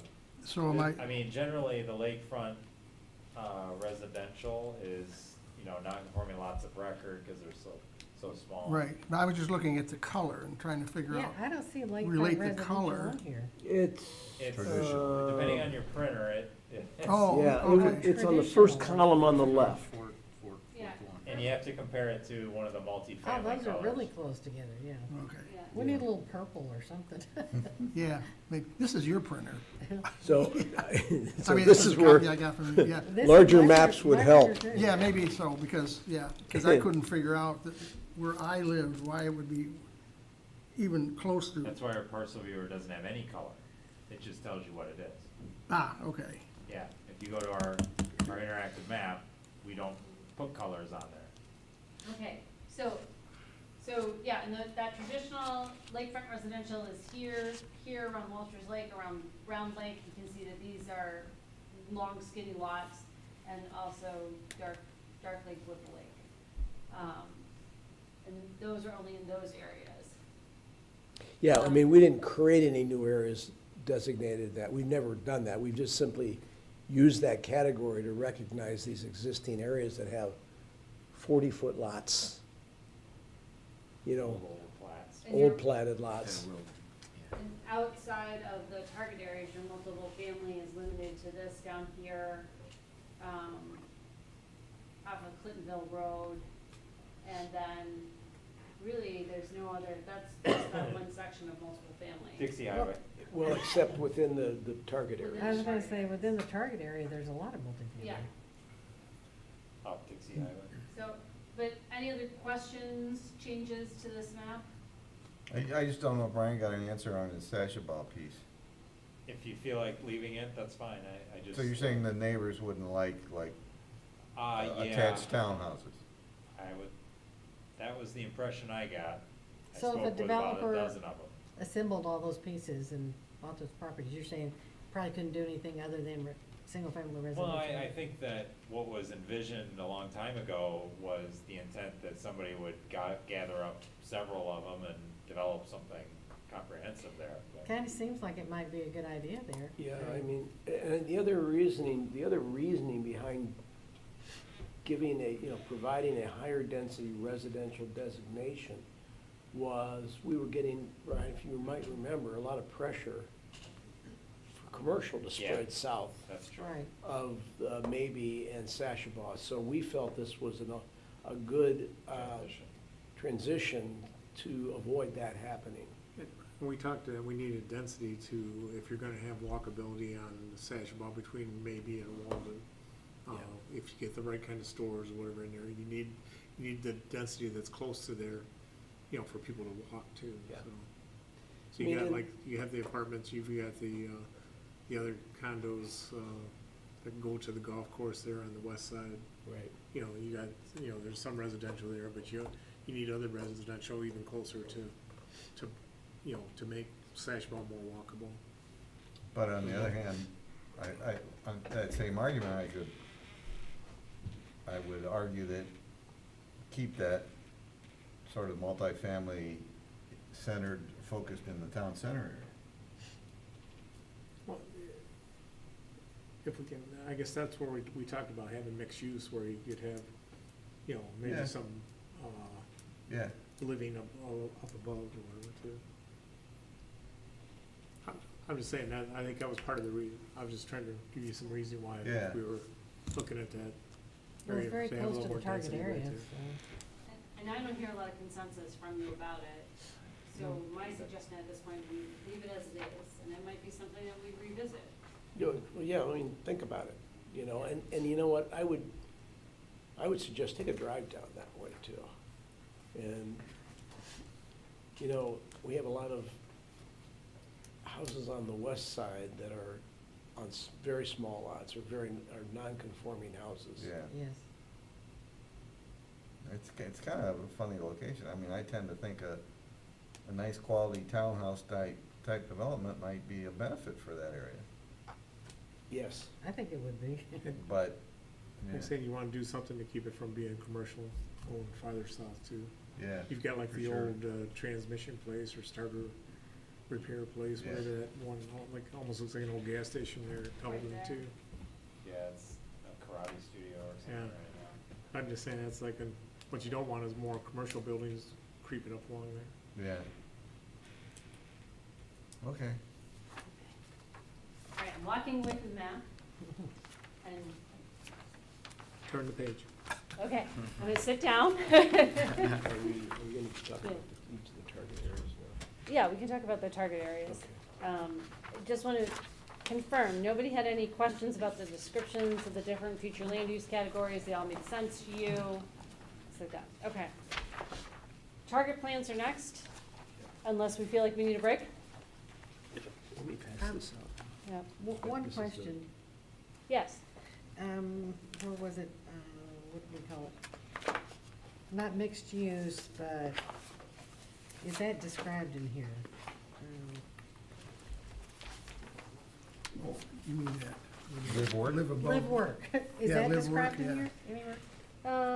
I imagine live work would, No, I don't think we actually had a category for that. yeah, and that's more of a land use that would go inside of something.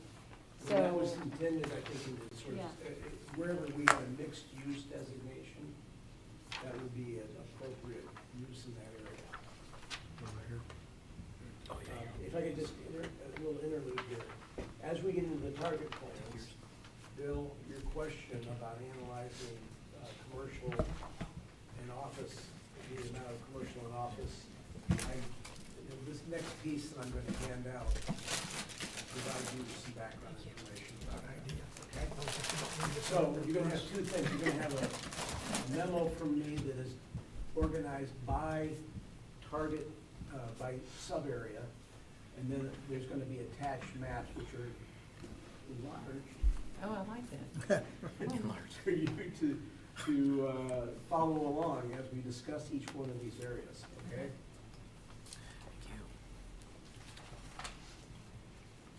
and as Dick's passing that out, I have a general formatting question for you. We talked about maybe, once you get into the targeting plans as you're reading, they seem to go on. And was wondering whether we should have, rather than putting all the target plans in one chapter, have a chapter that's just Dixie Highway, a chapter that is just, the Northwest, and a chapter that is just, M15. I like the way you have them called out in the beginning, all of them, Uh-huh. and then with them each following. I like that. You like the way it's set up right now? Yeah. No, Don't it's a different- necessarily need to be different chapters? Yeah, it's Yeah. Yeah, it's really the Dixie and Sashbaugh are the ones that are more in depth, you Mhm. know, than. Would we wanna just break out those two sectors? Like just for Dixie and just for Sashabaw? Well, I don't know. my question to you as a reader, Yeah. was it overwhelming? Was it hard to get through? I liked it. Okay, so Belinda, you liked it? It's okay for me. Uh-huh. So if no one had a problem with it, let's not fix it. Yeah. Okay. You know, the only thing I might recommend is if at the top, somehow at the top of each page, you could repeat, like Dixie Highway Corridor Target Plan. Got it. On the top of the next page, Mhm. repeat Like a header. that you're still on that Yeah. topic. That's a good idea. We'll continue. Yeah. Something like that.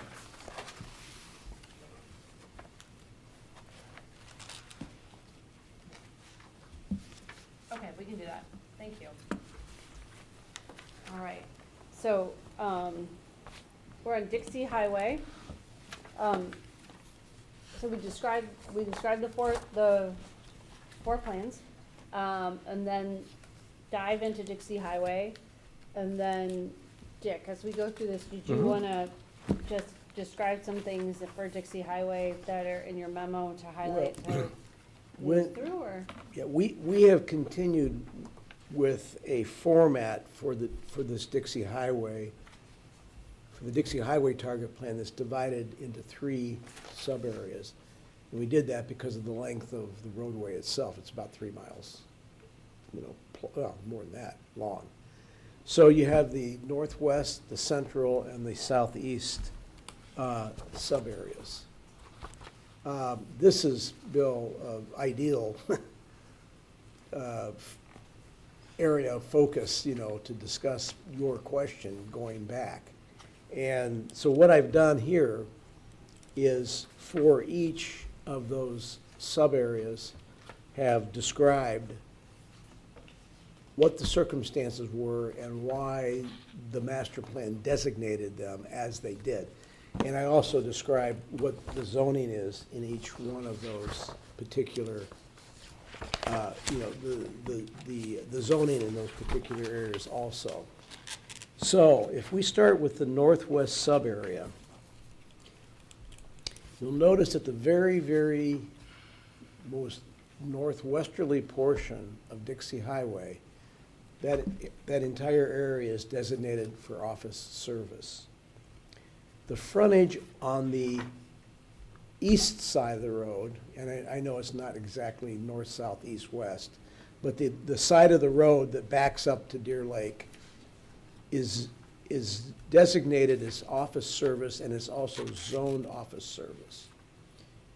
Part of the reasoning behind that was to provide a softer transition, more or less, or a less intense transition from Dixie Highway to the interior residential areas that are surrounding Deer Lake, okay? Where do you see that that's office service? How would we know that by looking at If you look down at the key at the bottom, I'm sorry, it's on the map. it? I'm looking at the map. No, this, On the one he handed out to Oh, you. sorry. There you go, Sorry. no problem, that's okay. Got it. It's under the office service, that's the key, okay? On the opposite side, we have a different set of circumstances. We designated that office service because the county had acquired most of that property to build a courthouse, which would have been an appropriate designation for the county courthouse. However, all of that property is currently zoned C4 general commercial, with the exception of one little piece down there that's local commercial. The county still owns all this, most of this property, with the exception, and Bill and Joe might remember, except the corner, the northern triangle, which is where we saw the gas station Right. site, okay. The county owns 10 acres of this, and we have been informed that they're not gonna build the courthouse there. oh. And I'm sorry, which parcel? Is that butting up to Pine Ridge Drive? It would be, It's the yes, bigger- yeah, it's the yeah, the largest, bigger one in the middle. correct. Okay. So, I mean, I think the difficulty we have is it's been zoned C4, commercial for as long as I've known it. We actually changed the text of the district because the C4 district at one point in time was written in a very ambiguous manner.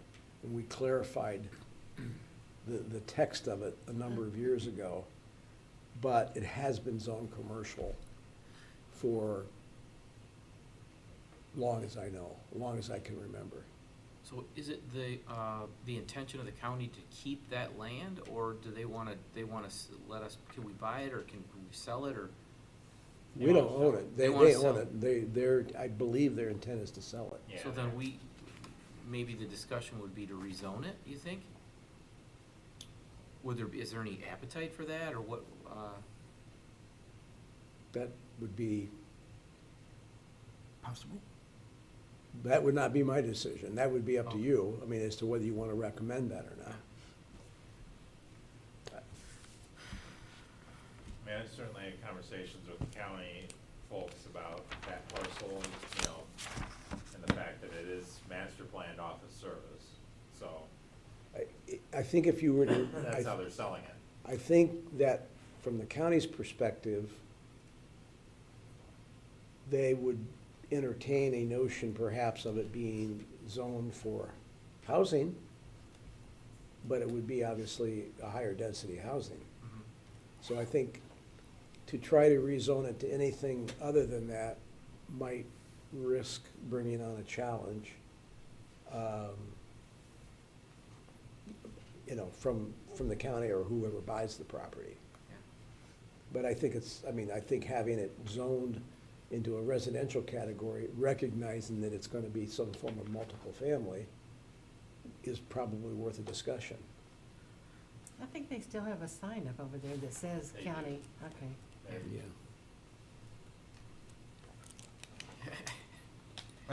For a buyer, it's kind of hard to know what, if that's an available site, if the county's got a sign up there Yeah. that says it's gonna be a courthouse. You kind of drive right by and ignore it. Well, I don't think that I'm not sure if I don't believe they've listed it or anything at this point. But, I mean, you know, all the information that we've gotten has been the fact that they don't intend on building the courthouse there. Okay. I mean, they've owned it for a long time. So Brian, is there any indication that that would be something worth looking into? Zoning it as high density residential, or do we keep it commercial? I mean, And I think it's just this part right here. Well, The center part is the county owned, see? Oh, do we make it a park? I mean, I don't know, right? Well, that's what Dick is alluding to, though, is you have to be careful if you're gonna essentially downgrade the future land use. It makes it much more difficult to rezone it than anything of a relatable density to Okay. office service. I mean- And that gets dangerous, you know, when you're basically lowering the value yeah. of the property. So options would be multiple family or local commercial? Well, but Since even that's what it's local zoned? commercial is not, I mean, I think we'd have a hard time, I mean, it's zoned general commercial for a reason. It's because of the proximity to the expressway and its location on Dixie Well, Highway. and it's kind of catty corner from those new, lock and leave apartment style type homes. Right. So, but but I would bet that the people here on Pine Ridge Drive would really oppose any kind of multifamily there, so. That's, I think it's a difficult, I mean, it's. In the neighborhood in Springfield there, behind it. Yeah, Would they oppose that more than they would commercial? Yeah, that's a good question. Good question. they probably want it to stay the way it is. Well, of course, everybody does. Yeah. Unfortunately, office is not a big commodity today, so. No. No. But you know, our office service category is broader than just office land use. I mean, it does provide for other service type uses like restaurants, sit-down restaurants, and things of that nature. And that'd be a good spot for live work. Right. Is there a way to classify it so that you have options for commercial or office? Well, or- in the or master plan, multifamily, absolutely. Or, Yeah, I mean, Yeah. certainly in the master plan, Mixed use. you can designate it, I mean, you can designate it for mixed commercial. I mean, it originally was a mixed-use PUD before the county bought it. It had gotten approved by the township, and the developer never proceeded on to final approval. And maybe you can, there's an asterisk for these categories may also include mixed use, maybe add that to office service. Mm-hmm. Right. That's a good idea.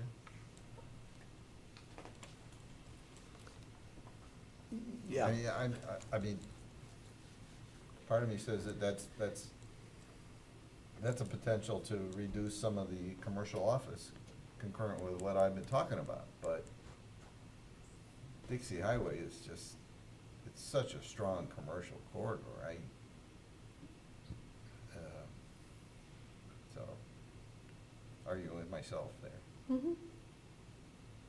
But it would, I think it'd be nice to give a guy an option to put, if some guy came along with a real nice multifamily project there and, wanted to put it there, I think it'd be nice to have that option. How many acres is that? The total amount is about 14 acres, but it's weird because the county owns 2 parcels, but they're separated by another piece. So the county owns about 11 acres. The triangular piece on the north is about 1.5 acres.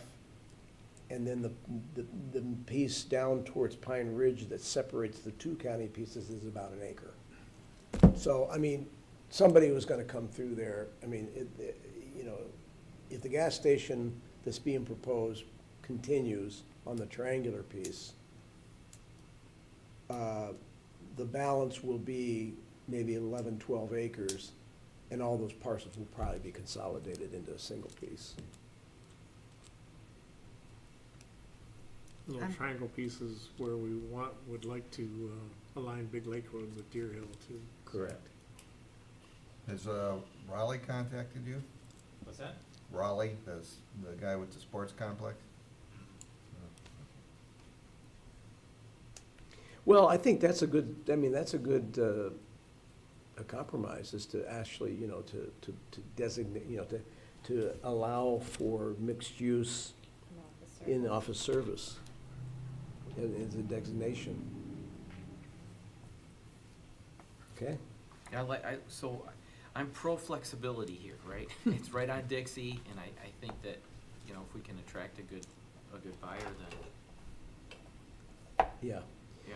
Well, as you're traveling further south now, as you get closer to White Lake Road, on the north side of Dixie Highway, or the east side, whatever way we're looking at it, as the property backs up to the Deer Lake Racket Club, that's all existing commercial development there.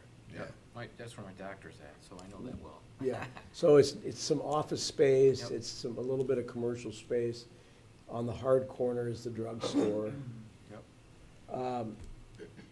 On the south side of the roadway, or the southwest side of the roadway, that's the frontage of the Parks of Stonewood. And that is an approved PUD that was approved for commercial use, that was amended in the rear half of it to allow for a convalescent care center, which, what's happening with It's that? dead. It's dead, okay. They own the property, but They own the property. Wasn't that in foreclosure at one time? I don't think so, no. I don't think so. But they've kind of been on and off, and the last couple of years, I have not heard a peep out of them. And I think if that site were to have been developed, I think it seems that parcel is a long ways off from developing commercial, the frontage. The traffic patterns changed dramatically north of White Lake Road. And I think if it were to be a commercial piece of property, it would have been developed by now, from that standpoint. And, I mean, I think there's an opportunity, but it's a PUD that is vested, basically, because the balance of the PUD has been developed. The challenge too on that piece is a large drainage. The pond, the detention pond. Yeah, the drainage system is all in the front, so it's not like you're gonna see buildings up on the road. That's a huge drainage easement in there. So are you saying the part that's been developed is this Stonewood Place Drive? Yeah, I mean, it's, all the parks of Stonewood is all interior to that. It's about 300 acres back there, I Yeah. think, of housing. Starting with some townhouses and then basically single-family and mixed densities. Water towers on that road too. Yeah. That's what that little square area. And then, yeah, and then the immediate corner is another piece of property. The front part is already developed in a medical office or an office space, and then is that still Sunrise? I think it's changed hands again. Well, assisted living. The rear part of that parcel is vacant. It's all part of the same parcel. It's owned by McLaren. They own the whole piece. And it's vacant, and we'd always designated it for some type of senior housing. Now, senior housing may not be the right designation, but I mean, if you see the piece, it is a housing piece. Seems like it would go with what's there already, Yeah. easily. It's a beautiful piece back there. It's got a lot of wetlands. I mean, a cluster housing or a couch type of housing development back there, especially if it was oriented towards empty nesters or towards independent living, because you got everything there. You know, you've got the drugstore, you've got the shopping center, grocery store, you know, it's an ideal piece. But And it's all owned by McLaren? everything that's not developed is owned by McLaren, yes.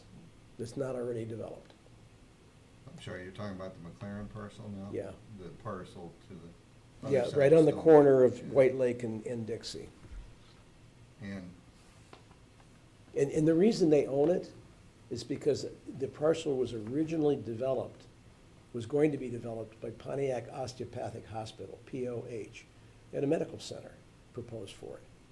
Well, they went kind of kaput, and McLaren bought them, and now they got the property. did you already comment, and maybe I missed, do they have further development plans? Or they wanna reserve it for that? Don't They have know. no plans to develop it, none, And they own all the way back to that residential development? yes. These two right here. Yeah. So the blue and the orange.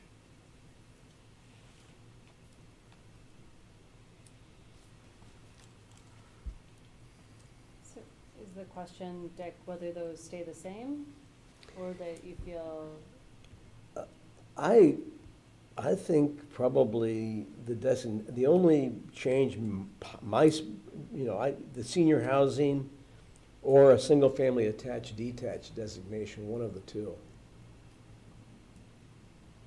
But I think it would be ideal for either one. I think Well, does McLaren plan to develop it, or are they gonna sell it? They have no plans. I don't know what they're gonna, I mean, they own a lot of property in the township that they're not doing much with. Would it help them if we changed it? I mean, would they potentially be willing to develop it if we changed how it's zoned, or, I mean? I think by now we would've gotten some kind of feeler from them Yeah. on a project, and we haven't. Yeah. I don't- Has no problem Does holding this on all to come properties. from their not getting their certificate of need years ago?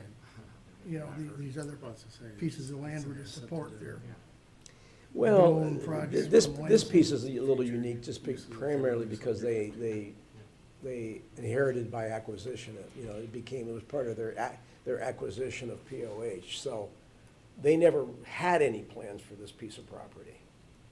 The rest of the property out here on Sashabaw, which they own a substantial amount, would all fit into the plans to develop the hospital, and they purchased extra property out here so that they could have plenty of property to control their destiny.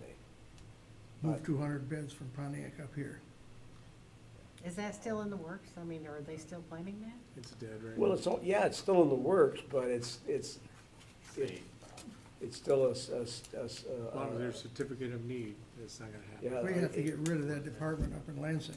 Most every Build a state hospital, in yeah. this country has gotten rid of their certificate of needs department, Right. Submit to. except Michigan and a few others. and I guess understand I like the idea all the of other hospitals are- single-family attached They always detached. keep open. I like that idea. Because they have, right. For the orange parcel, They Yeah. have the beds in Pontiac. local commercial. What they wanna do is move the beds. Well, especially considering the fact that just to the, I guess, north was where the Sienna project was gonna be, which is probably a site more suited for that, senior development. It is, I mean, it's perfect rectangle. partly because it's unencumbered by anything. It's flat, it's graded, this property It's got is not. utilities. This property would be a beautiful housing development with housing clustered into sites, you know, with the trees and topography back there, you could really develop something really beautiful back there. If they But- don't clear cut it. Pardon me? If they don't clear cut it. Yeah. There's not a whole lot they can clear cut, because there's so many wetlands back there. Yeah.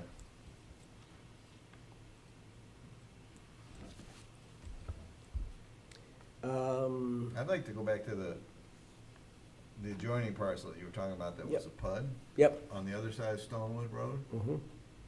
I mean, I'm looking at an aerial view here, and I mean, the medical parcel there is so basically invisible. It makes a nice frontage. And whatever you put on that other parcel to the north or whatever that is, it would be nice if you could maintain that, because, you know, you get down to that condo project, and it's kind of the same, it's back off the road. It would be nice to maintain that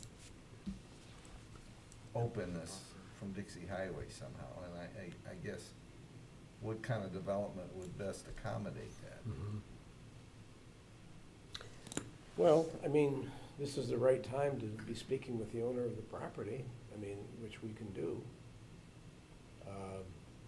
He's busy developing resorts down in Virgin Gorda, so maybe Dave Johnson is the developer.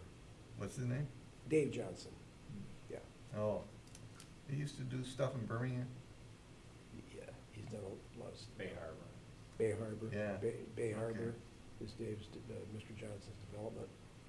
I mean, I think it's worthwhile having a conversation with him, especially if, but I'm curious if the convalescent people actually own the property or whether They do. They own it outright.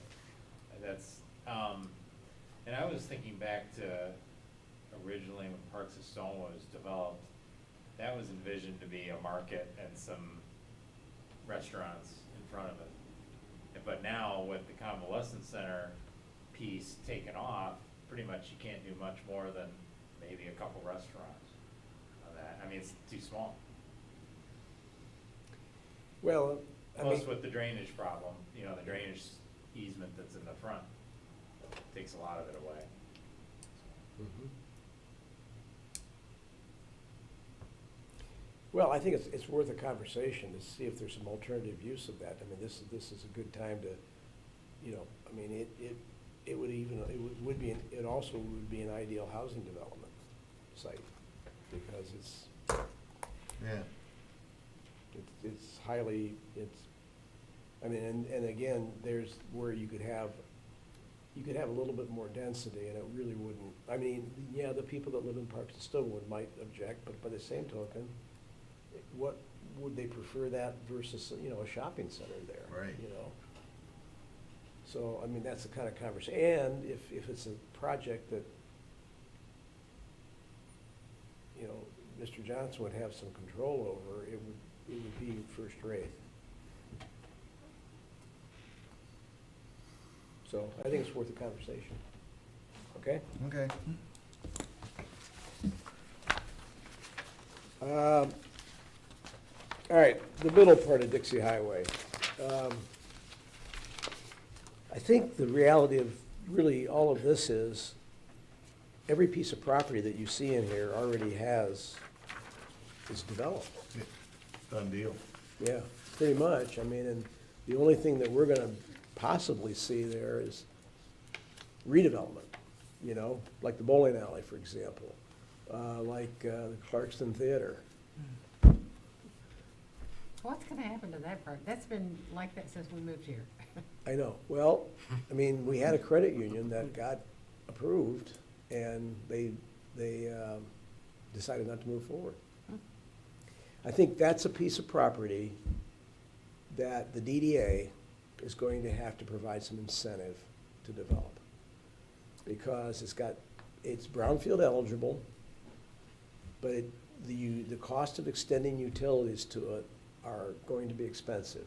Believe it or not, there's not utilities No on that. utilities there. Not on that side of the road. Wow. So they're gonna extend utilities to it, and part of our DDA plan is to help fill in gaps of the utility system. So if those kind of incentives can be provided, then we might find somebody willing to develop that piece of property. I think that layout that we did for the credit union by utilizing the road and not have, get rid of the curb cuts, was a good vision for that property anyway. So whoever builds something on it, if we could do, keep that same vision, Method. eliminate the curb cuts and utilize the road better. Well, That kind of thing. ironically, the incentives that I've been speaking about were, the previous applicant was informed that these were possibilities, and apparently did not wish to pursue them. So it was a lot, And it's a tricky site too, with the county drain behind it, there, at the back end of it, so it's. Got the house you gotta provide access to. For right? those Right, 3 or 4 right. houses, yeah. Whereas one house has a Oh, curb on cut the that goes left, yeah, on the other side. That's a I know. tricky one, spot left too. when you're looking at the Yeah. theater. yeah. You gotta provide access for that guy, so he has his own curb So cut. so Bill, if you're wanting to reduce commercial, I'm not sure this is the area where you're gonna be able to do it. No argument. Okay, and then pretty much the same way, and the balance of Dixie Highway, it's the same thing. Yeah. It's all existing commercial. I mean, I think, we've got our work cut out for us in terms of improving it, but this is you got a great opportunity looking forward, working with the DDA. We've got an economic development entity now that's going to have tax increment dollars where they can incentivize redevelopment. So, so I think the whole idea about all this is just making it look better. Yeah. How much does the DDA cover of these three little Everything maps? up from the Waterford Township boundary up to where Deer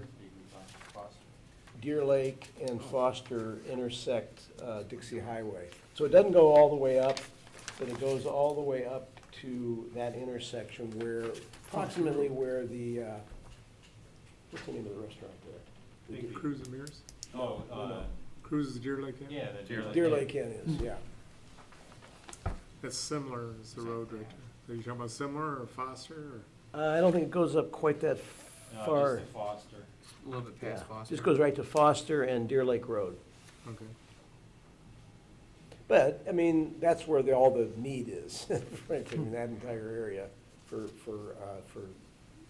help. Would it be worthwhile to put an inset of the DDA map in the document? Yeah, In here, in, Well, Or not separate map. necessarily, yeah, but yeah, somewhere each in the map. text where Oh. we, yeah, and maybe in this target, put just a map in with this target plan of the DDA boundaries. yeah, Yeah, okay. sure, and yeah. it can just be something small, just And not a the full DDA goes page. down White Lake Road too, so. Does, yeah. Is there some verbiage that could go with that little map, like goals and objectives for the I think DDA? there is. Very brief. Well, we did add got some that. Okay. Yeah, it's in, narrative in there about the DDA. That's, no, just maybe somewhere where, yeah, you Page can add that 40. in.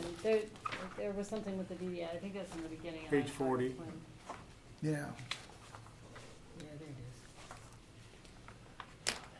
it is. Okay, is there anything else in the Dixie Highway Target Plan or other comments that you'd like to add to this?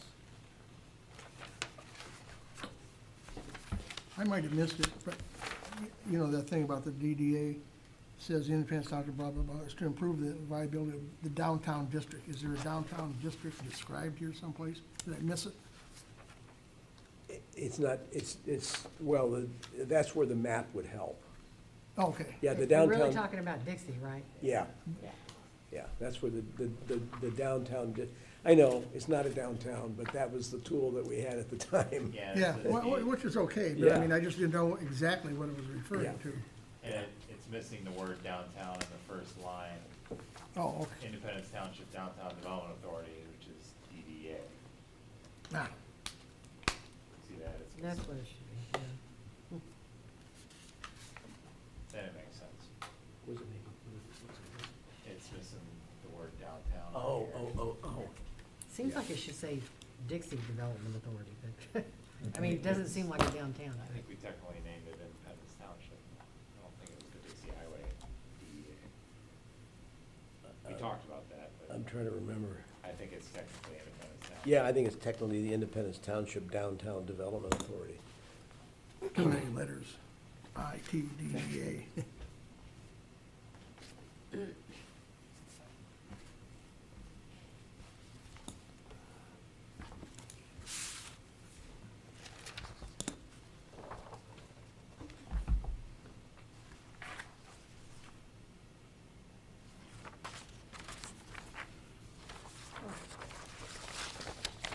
So, I think we have some changes on the target plan maps. Had a couple of questions about text and Dixie Highway target plan. Were there anything else in those pages?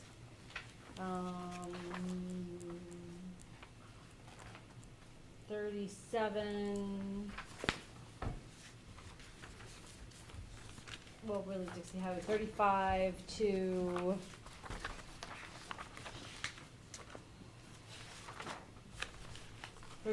to 56 that you had that we wanted to discuss or go over.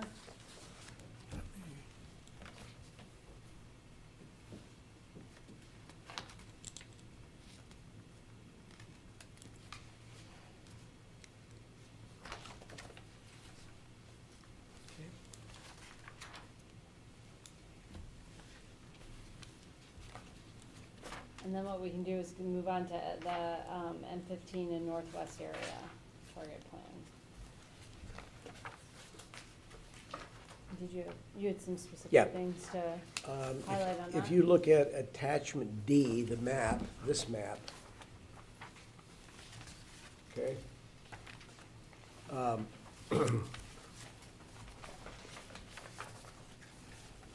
So, what we talked about earlier, about the northwest part of the township, this northwest, you know, this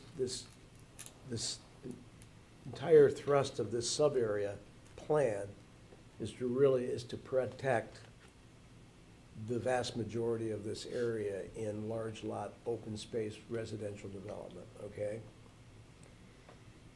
In the early 90s, prior to that, a lot of the frontage along along M15 between I-75 and Cranberry Lake Road was zoned commercial. And the Township Planning Commission, and we'd had, you know, proposals and things like that, but the Planning Commission really felt that they did not want to see the spread of strip commercial development north of I-75, and certainly didn't want to see it further, you know, any further up M15. And, you know, there was a strong concern that that's what would happen. So the township did take the bold move of downzoning probably, I'm gonna say, I'm trying to remember, maybe a dozen properties from commercial to, but created, that's what's created the new office service category. We had an office category, which was strictly office. We thought, okay, as a compromise, we have to have some non-office uses in this office service district to soften the blow of this downzoning, because we were being threatened with litigation and everything else. So that's when the Office Service 1 and the Office Service 2 categories were created. And I think for the most part, it's worked. I mean, if you look at both sides of the road, it's, you know, there hasn't been a lot of activity that's happened, but what has happened has been relatively tasteful. Doctor's office expansion, the Freedom One Financial Building, the credit union, you know, expanded. It's all in a sort of an office service mode. The only piece of property of any consequence is at the northwest quadrant of M15 and I-75. And that piece of property is owned by Beaumont. And I'm, 30 acres, you think, Brian? About 30 acres. A number of years ago, when McLaren first proposed their hospital out here, of course, what had to happen? Competition. Beaumont had to propose a hospital Right at the same time. at the same time. So they bought that piece of property and they proposed this major medical center. Is that blue square? It's like a purple, Purple square. Yeah, mat, purple, right, yeah. Interchange. Yeah. But Right here. it really morphed more into a medical office complex, not a hospital. And they had one major problem, and still do, is there's hardly any access to this piece of property from M15. The access to this property crosses the acceleration on-ramp onto the northbound M7, I-75. So that's one of the major issues with this piece of property. And does it have water and sewer? It does, Okay. yeah, it does. And I will say, there was talk a few years ago, when somebody was looking at buying it, another developer, that they were working with MDOT to move the on-ramp, because that's the major hurdle, but that didn't go anywhere, obviously, especially now with construction. Well, they want a proper curb cut to go in and out of the property. Yeah. Probably, Yeah, I mean, where that curb cut would it be is in so close a proximity to the current, I mean, the on-ramp, it's, you know, it's Too close. treacherous, you Yeah, know, it's too so. close. So what happened is that they got a preliminary approval from the planning commission with a lot of different conditions. They never went on for final approval, and the project died. So there it sits, many years later. We get calls periodically, and periodically even from, you know, the hospital, asking more questions, and I said, well, what have you done about the access problem? And it's the same, you know, some question and with no answer.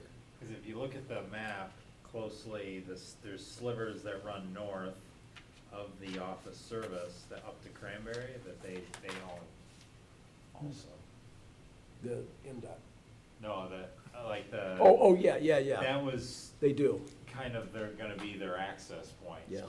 But The east-west slivers you're talking about, North-south. north-south slivers. That's noted in the plan somewhere, isn't it?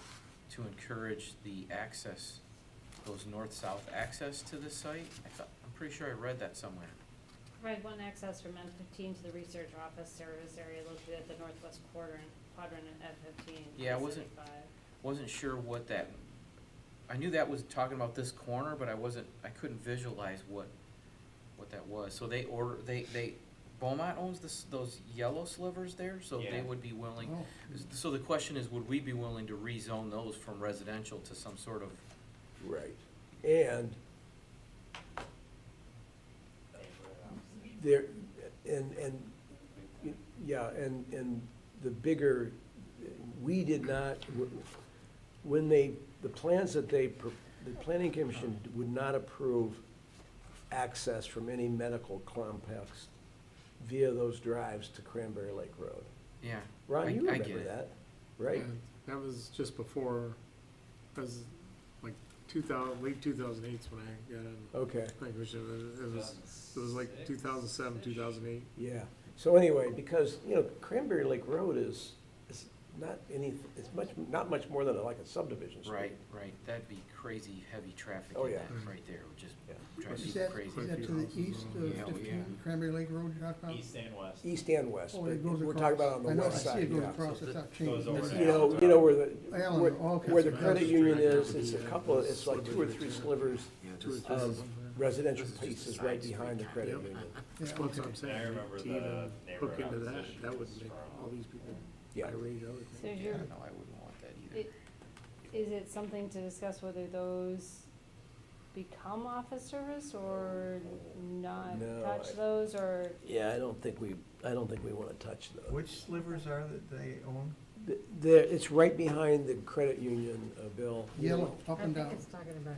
Yeah, they're long, narrow slivers. Right. Off of Cranberry Lake Yeah. Road? Just to Oh, the, okay. just to the west of the, Okay. Yeah, that's so, that Like you, yellow. as soon as you go on that road there, it's the whole thing is just kinda small. I mean, the feeling is, this isn't ready for development. Yeah, So I think my advice is to leave this as it is. do we, I mean, is there a possibility to change the curb cut? Probably not. Is that in reality, are we just Oh, landlocking the development? Can we change it, or, there's a sub behind there in, I don't know what this, I can't remember the name of this. Deer street. Valley. Deer Valley, and the last house kinda just stops, right, and there's some dirt there, I mean, That's the pump house is there, is that what that is? township pump house. I mean, is there any is there any appetite for making that like a residential, or would that just, I think that's a possibility. I mean, we've had, Mostly they've been residential. in fact, Yeah. most of the inquiries we've had about developing this piece has been residential. Well, does it make sense to change it to that? I mean, the homes there are they're beautiful, and I mean, if you kept the same size lots and you did the same type of homes, And the neighbors, I mean, they might complain about a residential development having access to Cranberry Lake, but a lot less than they complain about commercial. yeah, And they gotta know someday it's gonna be developed. yeah. I mean, the part that butts up to the service ramp, I-75, that presents a challenge, but they'll just have to put up some real heavy screening or something. Well, I mean, and again, it depends on the type of housing too that you're Yeah. gonna talk about. I mean, you know, if you're right. I mean, you could, I mean, if you can get enough of a buffer there, Big buffer. Yeah. you know? So basically, we're talking about, I mean, they could extend On this. the west side. they could yeah, just it's this extend piece, the street it's up right here. Right. And not I mean, if into you, single if you family? look at the satellite image, it looks like people have dirt bike paths. I mean, Well, I'm sure, yeah. So- I'm not sure Everybody that, does utilizes- do you think single family is a Deer Hill was a always- reasonable designation, or should we I ride my bike back. Should we contemplate a different designation, like single-family attached, detached, like a townhome type of development?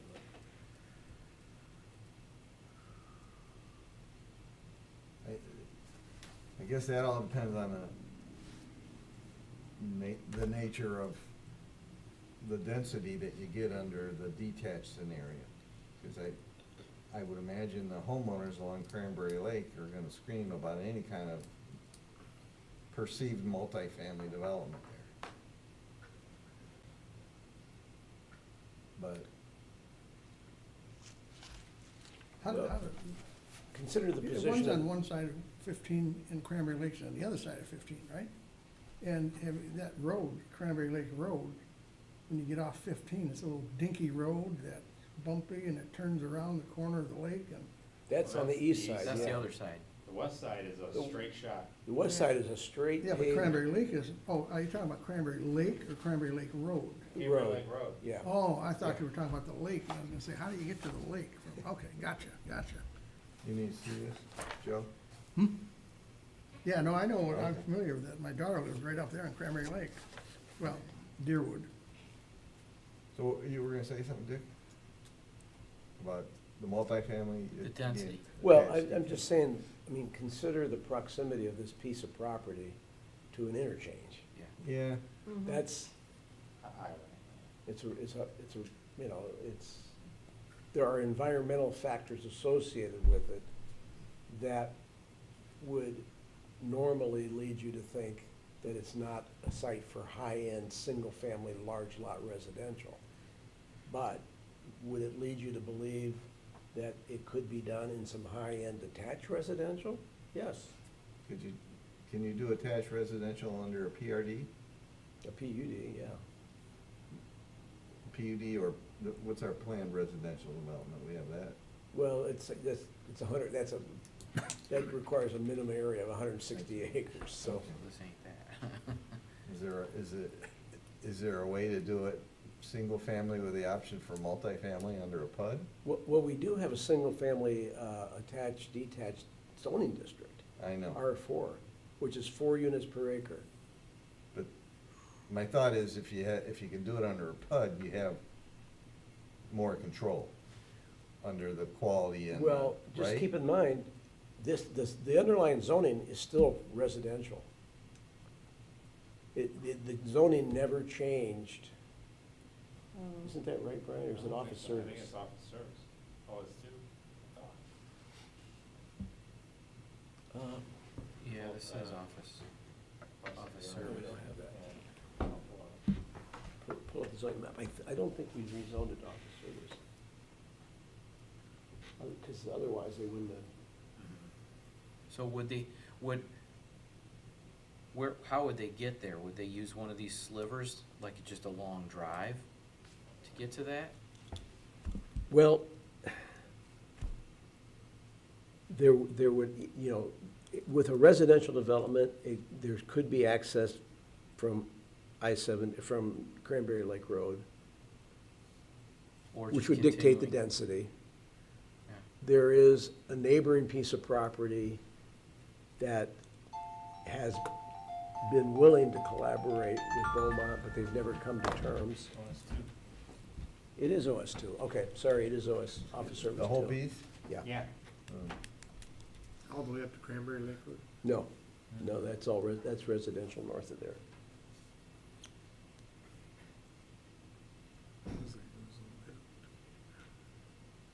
Oh, that little corner there is the, what was the credit union, now it's It's an an insurance insurance. place. Yeah, it's an insurance place. It is? Yeah, they sold, In the credit union, Yeah. Credit union, well, the credit union went out of business. right.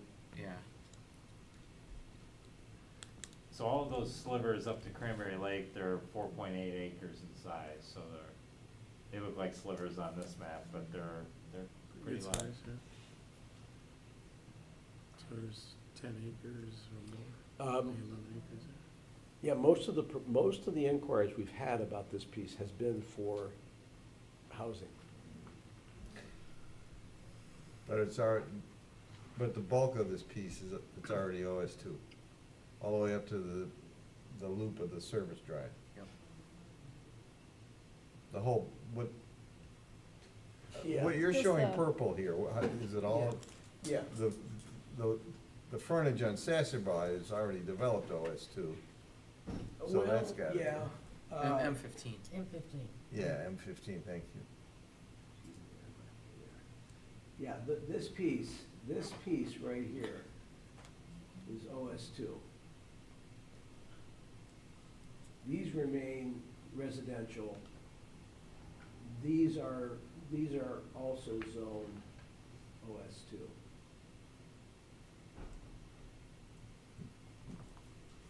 And, you've got the old credit union site, you've got Freedom One, you've got is it the VFW or the Yeah. American Legion? Yeah, American Legion. and then a couple vacant parcels. I think maybe McLaren might even own this piece, and then Ed Adler owns this piece right here. So ultimately, this would be your access if it was ever, see, the idea always was to try to align access to the parcel with Amy Drive, which is right across the Yep. street.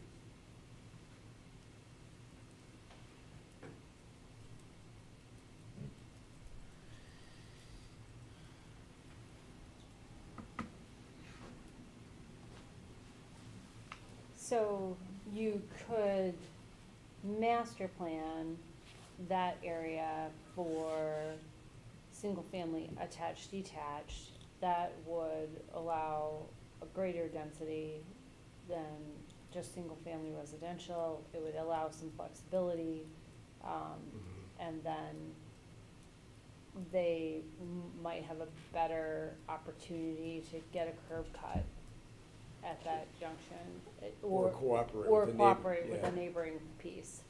So we wouldn't have to downzone it. The guy that owns it now, if he eventually wanted to develop it at his office, he could do that. Correct. Yeah. But if he had a buyer, the stage would be set for rezoning it. Yes. Okay. So is that, okay, let's make that map change? I'm Sounds good good to with me. it. Yeah, that's cool. Okay. That sounds good. Okay.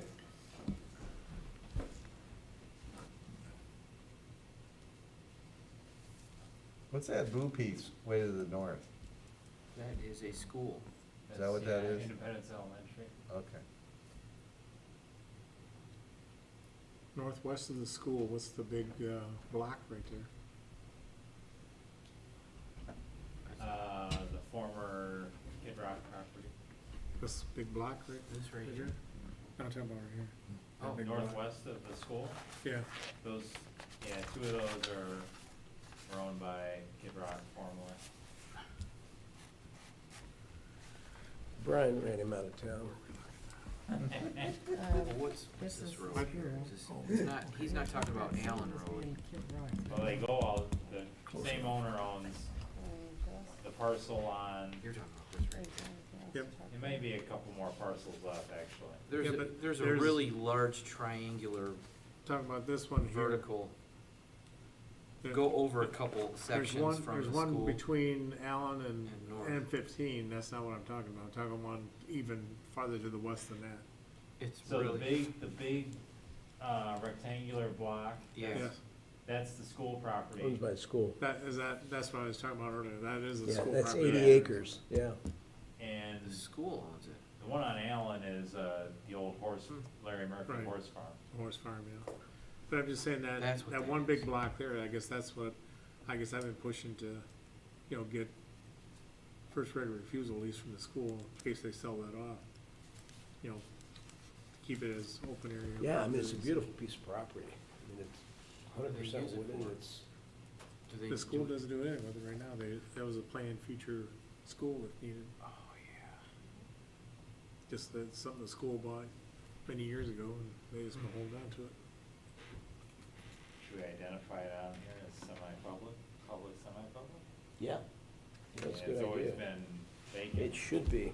That yeah. way, It is somebody blue on comes there. along and wants to do a 3-acre splits, But This is it. I'm saying, I guess I was pushing it as, that's the type of stuff I was hoping the open space committee, we could somehow secure that and, Do something. This huge well, one? just, Yeah. another spot to keep it open, put soccer field, something like 'cause low right now there's trails through there. density, activities there or something like that. Is this what you're talking about? Yep, Yep. yep, Okay, good. that's the I'll school make a property. note of that. Okay, I'll have to drive It'll over be there on and the look at agenda it. next week. all right. Like I said, the school owns it now, so I'm not too worried about Yeah, somebody just right. coming in and swooping it up, but what you don't wanna do is let them, you don't know if they're Get just rid of gonna it. Yeah. sell it off someday, so. Yeah.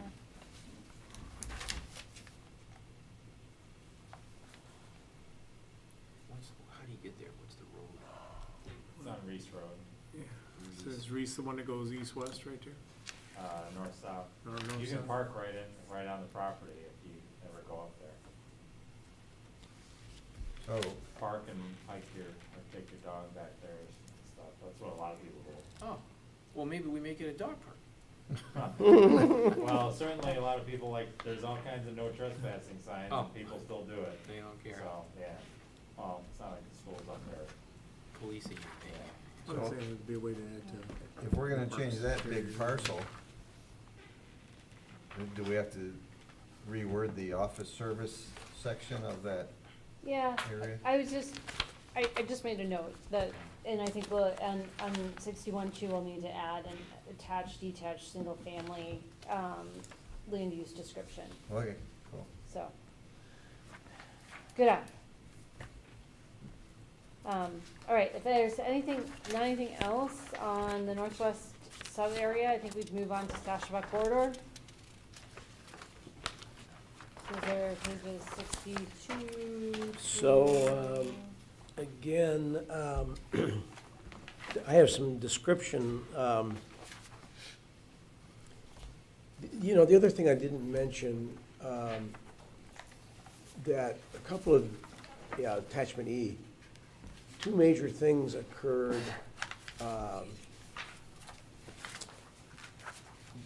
challenges to the township that also had driven some of the thinking around the Sashaba Town Center, that really occurred in the late 90s, early 2000s, and in that period of time. The first thing was a proposed Home Depot at the northeast corner of Sashaba and Mabee. And this community has had a long history of opposition to big box commercial. And in fact, where Lancaster Lakes Apartments is on Dixie Highway, that was at one time proposed as a Kmart. And the people from Waterford Hill came out of the woodwork. That used to be a little par 3 golf course. And it was proposed as a Kmart, and it got defeated, okay? And by consent, then that property was zoned multiple family, and that's why Lancaster Lakes Apartments is there. So Home Depot was proposed at the northeast corner, and it was essentially defeated by, the rezonings were defeated by the Planning Commission and by the board. And the developer of that property came back with what you see there now, which is the Regency Group came back, different owner now, but developed a grocery store-based shopping center, which was more acceptable. Is that the Kroger? Is that what you're talking about, Kroger? Yeah. Correct, Kroger. That was proposed as a Home Depot. The second major thing that happened, right across the street, was being proposed as a Walmart. And that wasn't the first big box proposal that we had had on that piece of property, but this one was probably one of the most serious ones. And in the process of the consideration of that zoning, the township initiated their own rezoning of the property. And Mr. Jerry Fisher was the one who maneuvered that whole situation, or assisted the township with that whole situation, I should say. And got the developer to basically not object. So the township went through about a study, I think about a year-long study of the property, and then eventually rezoned it to the underlying categories of commercial, office service along the expressway, and then multiple family. And Township Board, Planning Commission recommended it, the Township Board passed, and the township avoided the challenge because the property was zoned single-family residential right along the expressway, 80-acre pieces of property. So the township was able to avoid litigation on that piece of property, rezone it, and then it basically, as you all know, it probably sat there for about 10 years in that state, to the point where the Walden Village PUD was proposed. And basically, the arrangement followed pretty much what the underlying zoning was, with the exception that it converted 20 acres of office service along the expressway to residential. So those were two, I guess, major challenges that the township faced in the Sashbuck corridor to uphold this long-standing policy of not, encouraging big box, large box commercial. And so that's somewhat of the history behind being able to maintain and protect the town center plan as you kind of see it today, which is still, the idea is have a lot of mixed use if we could. A little bit of, this was the place to have some higher density housing because it's in a more commercial atmosphere. It really didn't impact existing neighborhoods. And have a CIA to put in the infrastructure improvements, a corridor improvement authority. Make some improvements to the intersections and the interchanges. And it's been a work in progress for 20 years, as you know. So the idea is, that's the whole area pretty much south. The Planning Commission did amend the plan a few years ago to extend just the town center area a little bit north of I-75.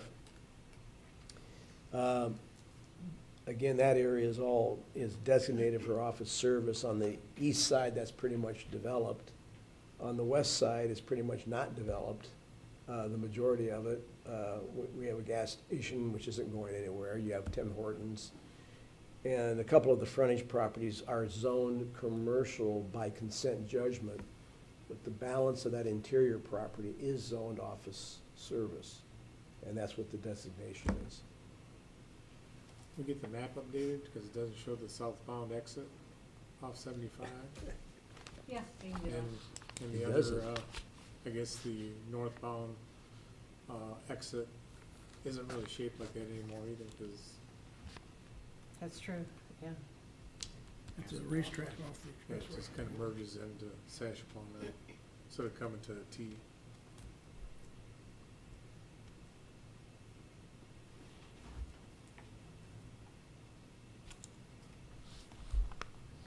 So that's the new Meyer.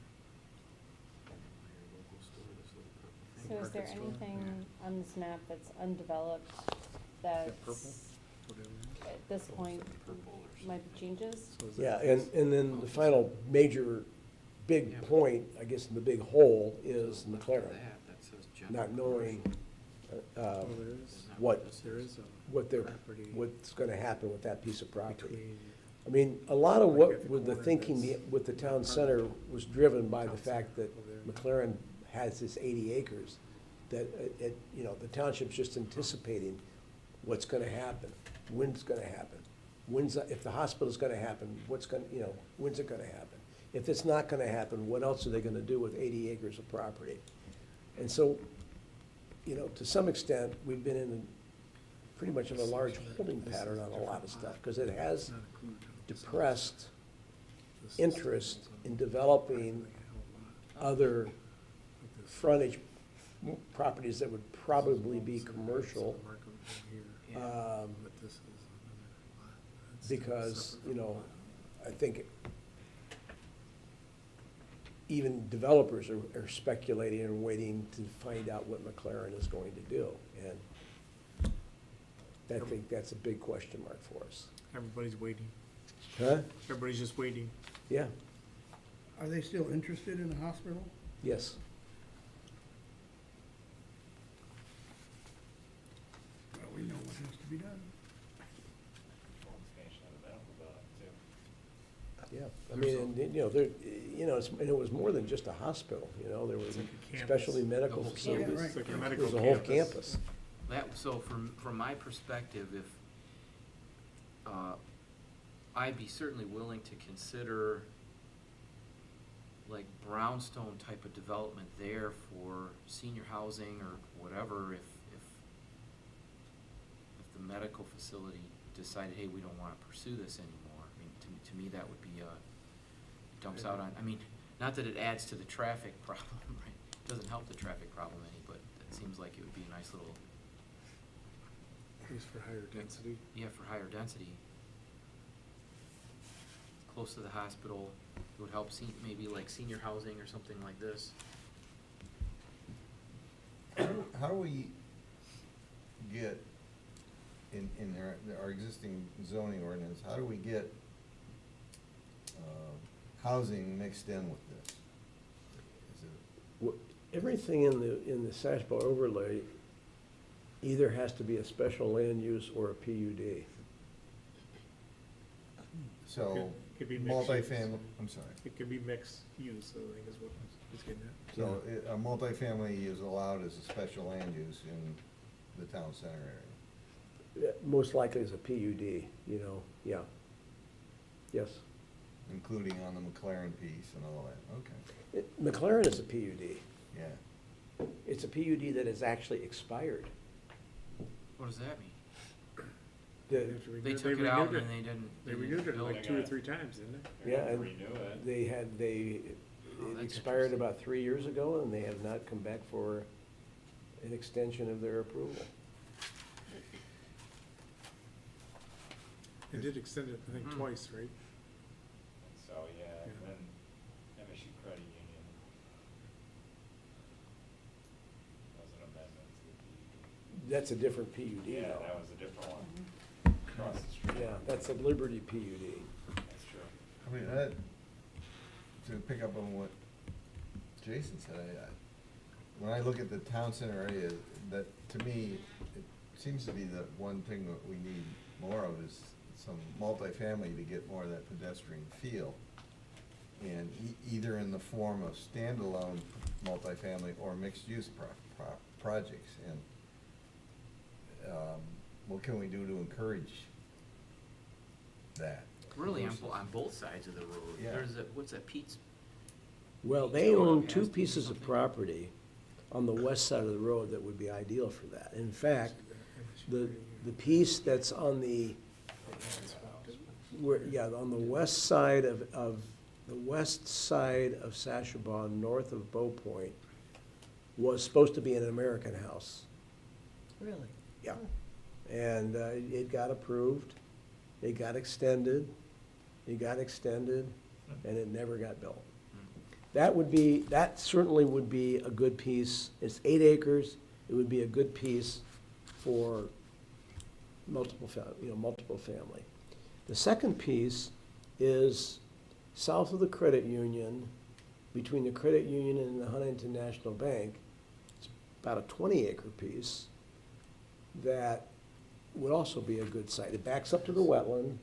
It's not near any existing single-family residential. It backs up to the wetland.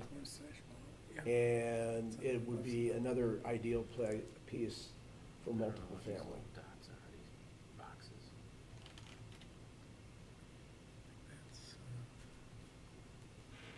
I'm just Buildings that are already there. trying to look at our existing zoning map, and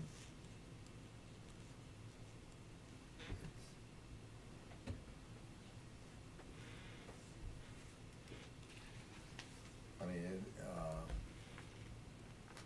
what's the majority of the land in this town center zoned right now? PUD. PUD, It is PUD. Like even the car wash is Yeah. PUD. Okay. yeah. That's how most of it was developed. On vacant parcels, are they part of a PUD?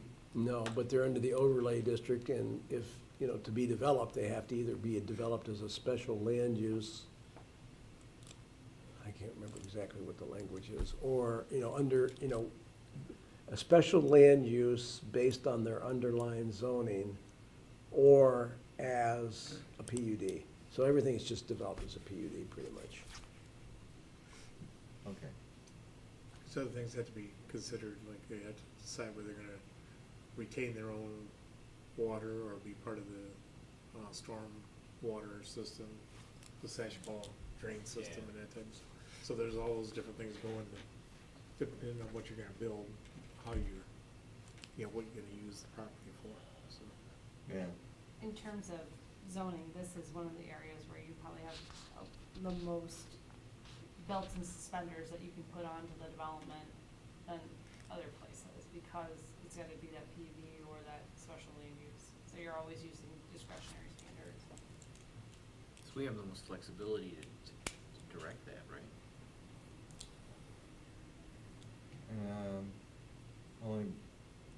Only by turning somebody down, I guess. Yeah, I mean, you have flexibility and they have flexibility, so it's a negotiation. I wouldn't necessarily say always when you have the PUD that you have the most control, because the developer's gonna bring something as well. But it's the situation where you have the most ability to influence the Yeah, design. you have the most discretion. One thing you can do in the master plan is try to put some examples of what you want there. Mhm. You know, if you could do something So for like instance. visual examples Yeah. Yeah. in the plan, so. And we have some of those, but let's say, Dick isolated two places where it might be better for it to be multiple family. And what you could say, we could look to add some specific images that would give what you would wanna see in those instances. We talked before at the last time we updated the plan about, you know, having some type of, community gathering center. Yep. And that type of thing there, and whether it be at what do you call it, like a platform for, you know, music or events and Yeah, stuff. yeah. But it'd be like a walkable Like thing. an amphitheater. Amphitheater, that's what I was trying to think of, yeah, so. Depot Park on Sasha Ball?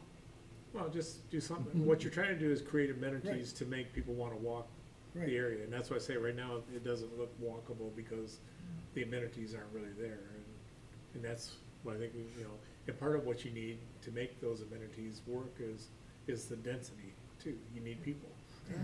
You know, and if there's no people close, nobody's gonna, you know, they're not gonna walk 5 miles there, but they'll walk Yeah, a mile there, so. yeah. So would you wanna have those two areas be multiple family? Yeah, the thing I'm hesitating is because of the flexibility we have, it's almost like zoning doesn't even matter in this area.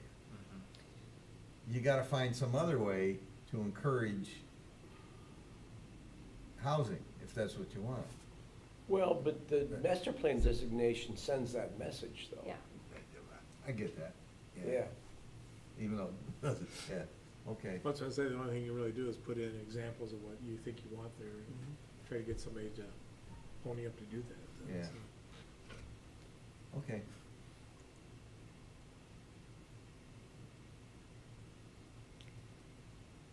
Okay. So that was the town center. And then looking at the Pine Knob sub-area, so attachment F. So this is another area that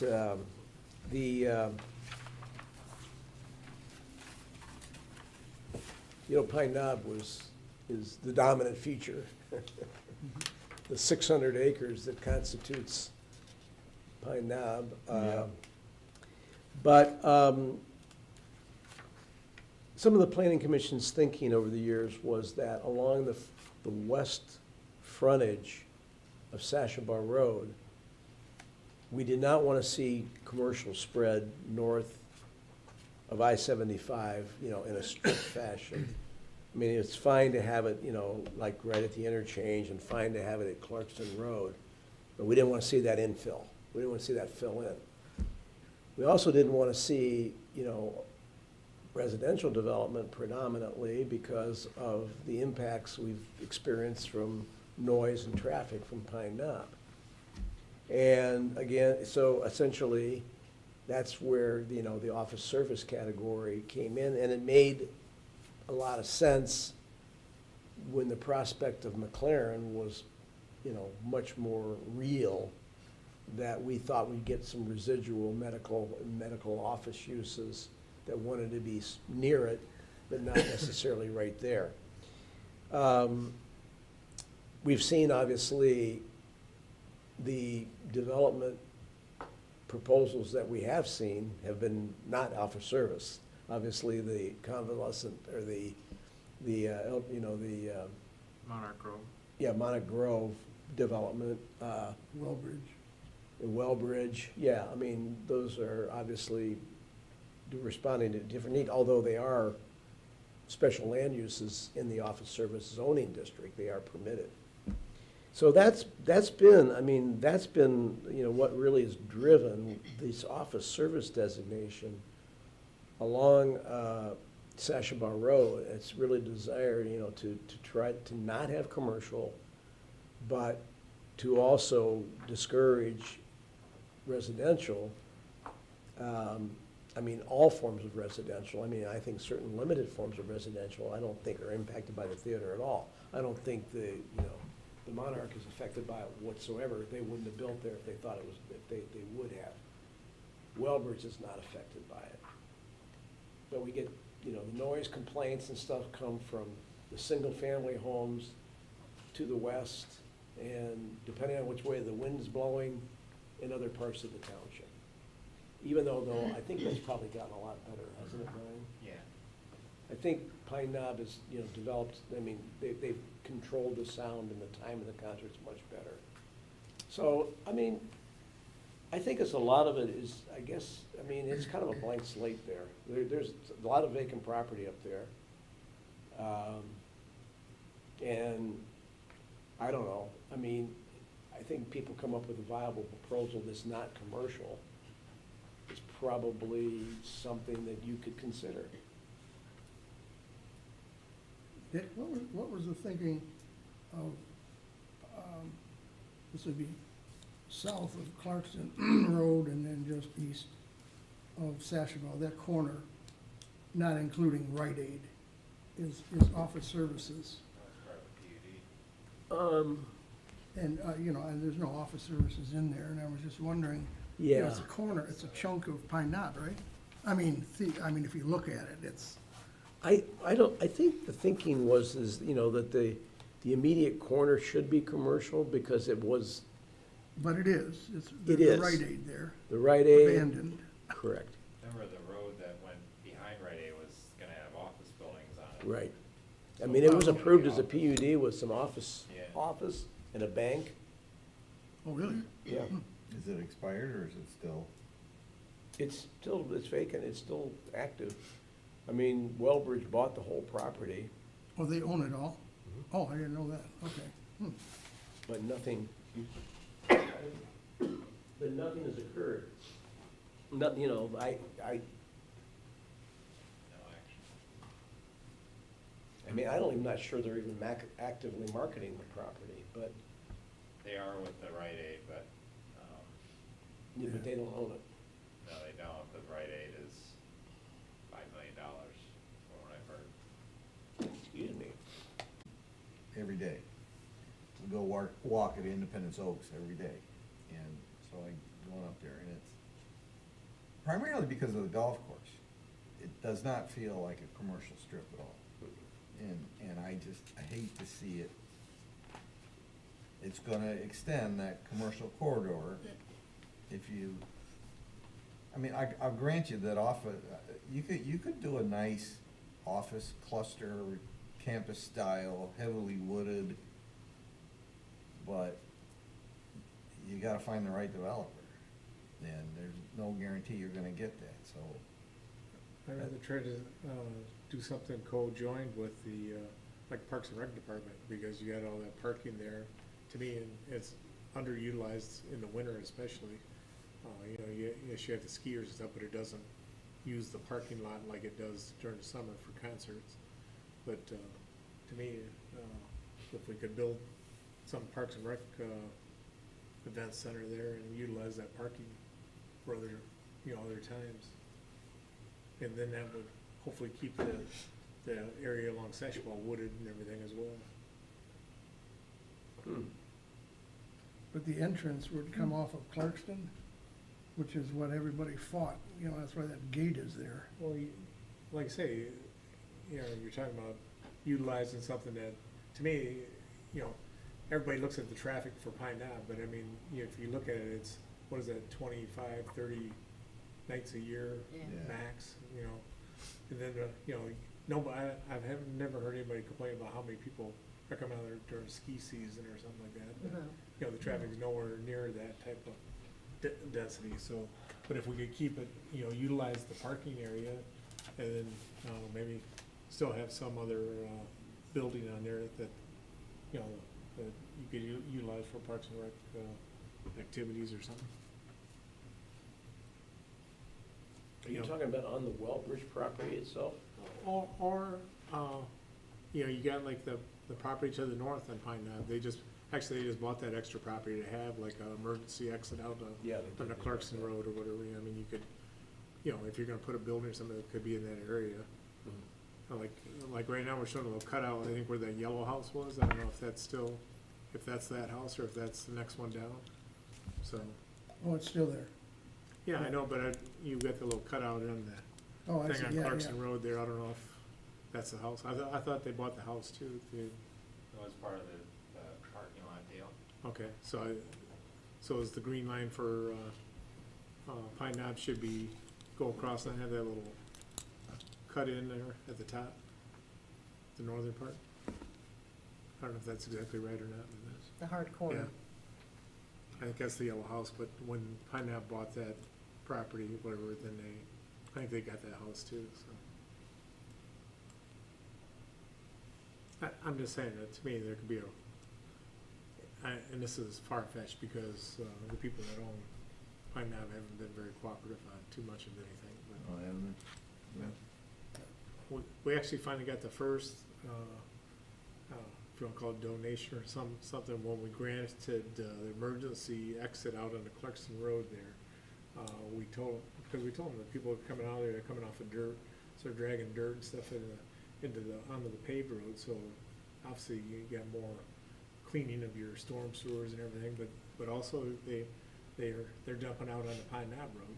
You know, you got all these cars for concert season, it's like, we finally got them to donate $60,000 to upgrade and gravel Pine Knob Road and stuff, so. But I mean, that's the first time that they've participated in something in many, many years. Wow. So, They haven't been civically inclined, you're saying? Well, you would think they'd be a little more Yeah. civically inclined. And this map also needs that upgrade for the the, off and on yep, for 75. Well, what do you think? I guess I'm in favor of not letting any commercial go along Satchel on the east side. So I'd like to keep that as wooded and everything as we can too. I'd like it on the west side too. Well, like I say, I think the things that are there are, it's got a lot more woods than most commercial stretches do. Yeah, there's a lot The of way it commercial is. buildings back off. Yeah, they're back off the Sasha. road, Yeah. most of the retention You ponds can't are out see the 'em. front, so. But there's also a fair number of very long, deep residential parcels that could be But packaged. they're for sale right now too, so. I Yeah. mean, I mean, I think the way that the commercial parcels are there now,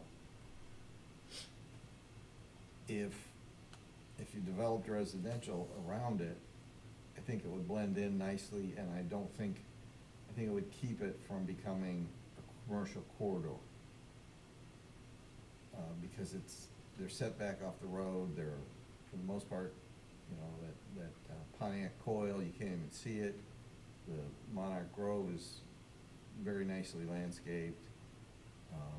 There's the ones up by Clarkston Road that they're back further off the road. They're not as nicely developed, but they're not bad, you know, and I get what, I mean, you said the traffic. Yeah. I mean, office, you're creating a traffic pattern that doesn't really interfere with the concerts, I get that, but, I don't know. Well, I mean, would you want a more flexible category of, than office service by, you know, allowing for some, you know, mixed use office service / residential. That would be preferred over strictly office, yeah. Anybody else? I just don't see anybody wanting to build residential. I don't think it's, I mean, I think it's going to be some kind of attached, Yeah. I think it would have to be, frankly. Yeah, I get that.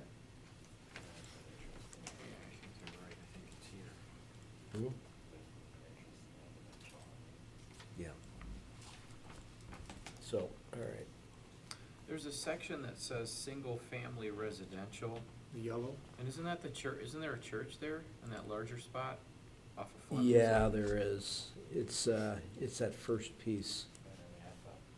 Yeah. Change that to public, Yeah, semi-public. yeah. Yeah, that one right there. Okay, so we're adding an office service residential category. We would describe that on page 76, or it would probably spill onto page 77, 78. Okay. And then, we'll change the one, where the church is, that'll go to public, semi-public. Isn't that like Wingate subdivision behind that then? Mhm. So I mean, to me, you just made that come up in there. If you're gonna do residential, you could have those houses come up in there. This, Brian says that this might be the church right here. What are you talking Oh, about now? Well, you got, this is a Wingate Yeah, that's all here. Wingate. Like say you could have, this was residential, but I mean, the church is on a block. It's the bigger piece. It's Yeah, like okay. like a road. Yeah, that it has is, like this is the bigger cul-de-sac piece. and houses. What's that bigger piece? Mm-hmm. Yeah, the church left. Fran, you told me once that Cottonacci still had a piece in his complex that was, I don't remember exactly what you said, but available for multifamily.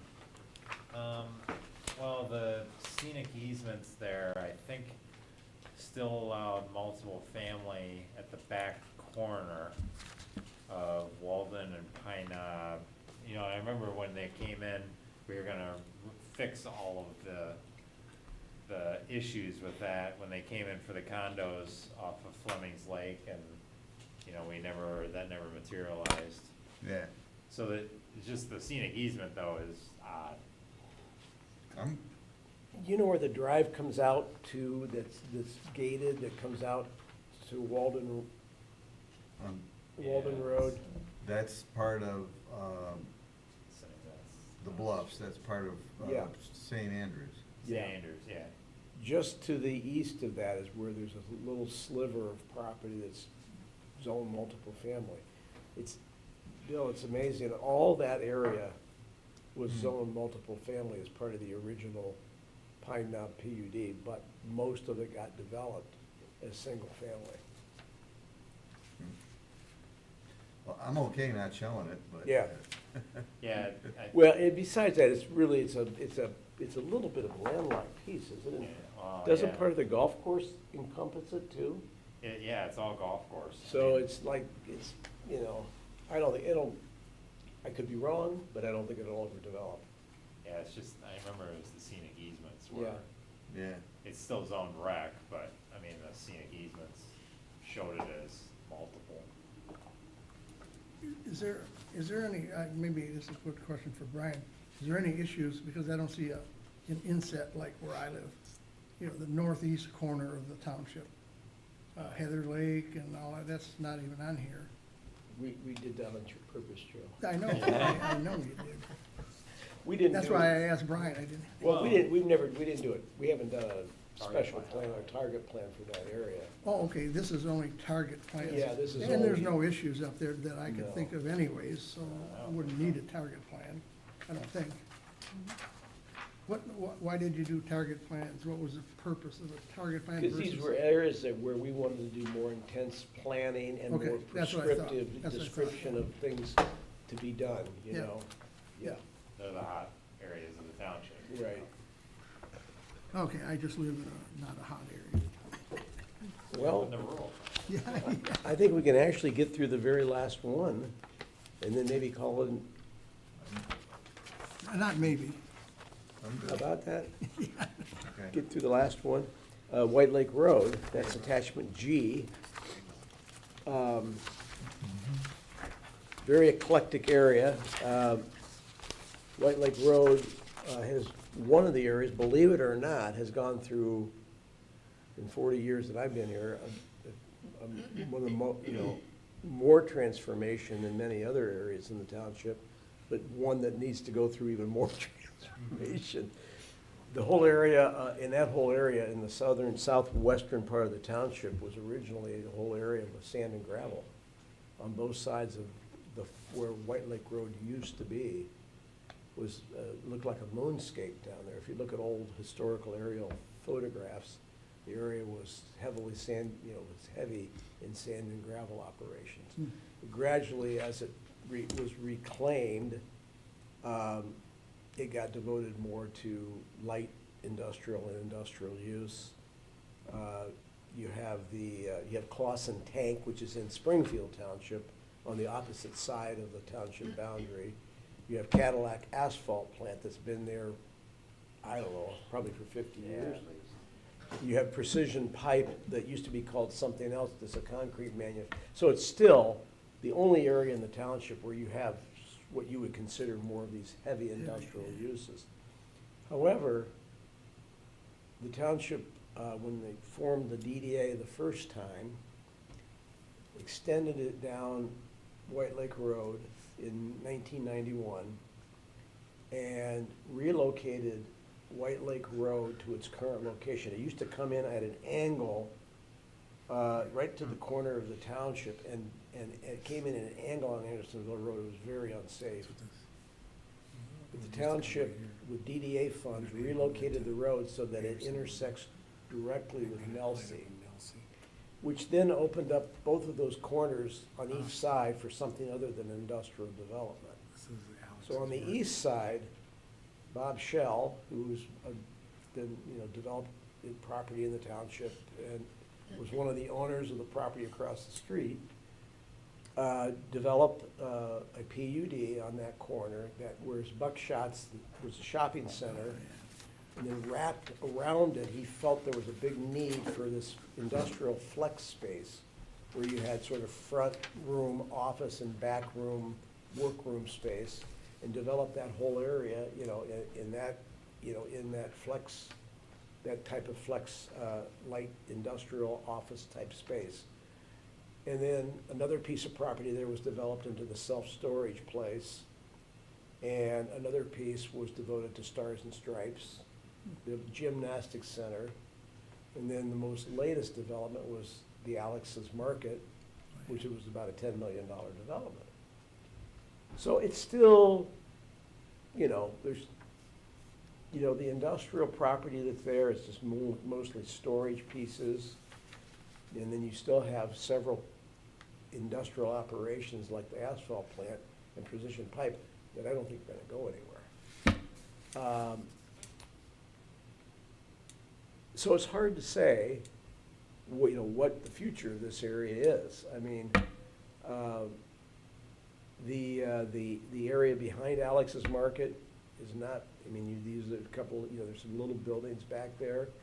You've got a couple of little vacant pieces of property throughout the corridor that are being kind of used for truck storage. If those things went away, you'd begin to see a difference. But you still have the asphalt plant and Precision Pipe in that location. Is that new blue building, is that Springfield or is that? That's right next to the little party store. Yeah, That is in Independence. it is Independence. Yeah. But then as you go further to the west where that new irrigation.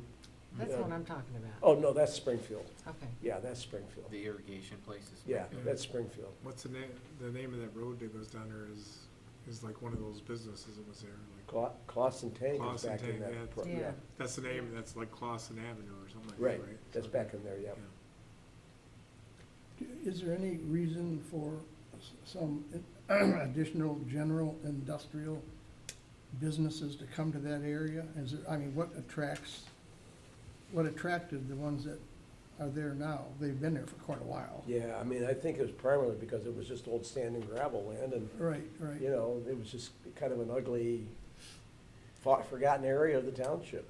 And at that time, there were no utilities down there. Yeah. And it was only when the DDA came into being that the road was relocated and utilities were extended down to that area. So the township has taken the position to move away from more general industrial and kind of get away from that. Yeah. Yeah, that makes sense. This is basically the only area we consider industrial in our whole. And it's only because there's, the old tenants are still there. Right. But I was always told that you have to allow for every type of land use. That's a bit of a misnomer. Is it? Yeah. I mean, the law says that you have to provide where there is a demonstrated need. But it goes on down to say, unless that need can be satisfied elsewhere, or there are reasons why in that community, I'm paraphrasing, but reasons why it can't be satisfied there. Okay. And so, you know, that's probably one of the phrases that's used most against communities, and one of the ones that's probably the most misunderstood, because in general, that's true, but if you have legitimate reasons why you can't satisfy that land use, or why it may already be satisfied within your area, then you're generally fine.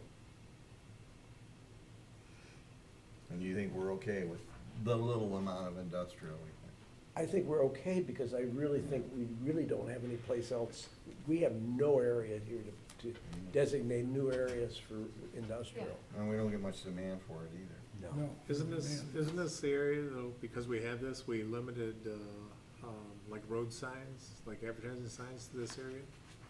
In our sign ordinance, and it seems like something there, because there's billboards here, and the only other ones are on I-75, so I thought in our sign Yeah. ordinance, we couldn't outlaw those billboards. Yeah, billboards were permitted in industrial Right, areas, that's so correct. I mean, there is like a couple of them there, so we could say, yeah, we allow them, but Yeah. only in this area. And there's actually two of them, I think Stars and Stripes is using one, and then I think there's another one there too, but there's only like 9 billboards in Independence Township, and half of them are on I-75. Yeah. There's one on Dixie, by, just north of, White Lake Road. But there's not very many of them, but Yeah, it's interesting. as soon as it's outlawing them altogether, we Yeah. just say that that's the only place we allow them, so I mean, it's good to have the industrial area, Mhm. you know, for things like that, so. Pressure tank, release. Right, well, instead of, like say, usually when you get in trouble and they wanna sue you, it's cause you banned it totally, so. Right, right. Mhm. So we wouldn't have any really suggested changes to here, I doubt it. and do any of you see anything that you'd like to change on the map or discuss? I think it looks good. Okay. Alright, so, We've Right. gotten through the most Question for heavy-duty Brian. part of the Yeah. plan, frankly, right now. Where's it? And, The cemetery, you know, as you go down White Lake Road, is it just past Anderson Road? It's- Yeah, it's in Waterford, it's, Oh, it is in Waterford. Oh, it's not in Yeah, Independence? it's not, no. Okay. It's Got like, it. yeah, Andersonville across Road the- is the edge of the You're township. thinking about across from Southeast corner Sort of of. Andersonville and White Lake, basically. Okay. basically All what we have same left type is thing, yeah. infrastructure and green infrastructure and entrance of implementation. Elsie. And implementation, we need to bring I have a lot there. a more robust chapter back to you. And you had talked the last time about having a matrix, Shelves in the Yeah. wall. Briefly talked about it. and was Decided not to speak. there a Just last particular space. example that struck you all as more suited to Independence than the rest of them? Say that again? You mean the format, the examples? visual We- format of the matrix, Yeah, we or gave you what? 3 examples. One was Ypsilanti Township, and to me, that was kind of like everything that you could have in an implementation Oh, matrix, okay. because it related back to objectives and projects. Yes. The other was, it had timeframes and whatnot. And then the other one was very heavy on text in the front, but had some of the other possibilities. I didn't like the heavy on text, because Okay. I thought it was more, it repeated more of what was already said in goals and objectives and stuff like that. I liked the matrix that had timeframes and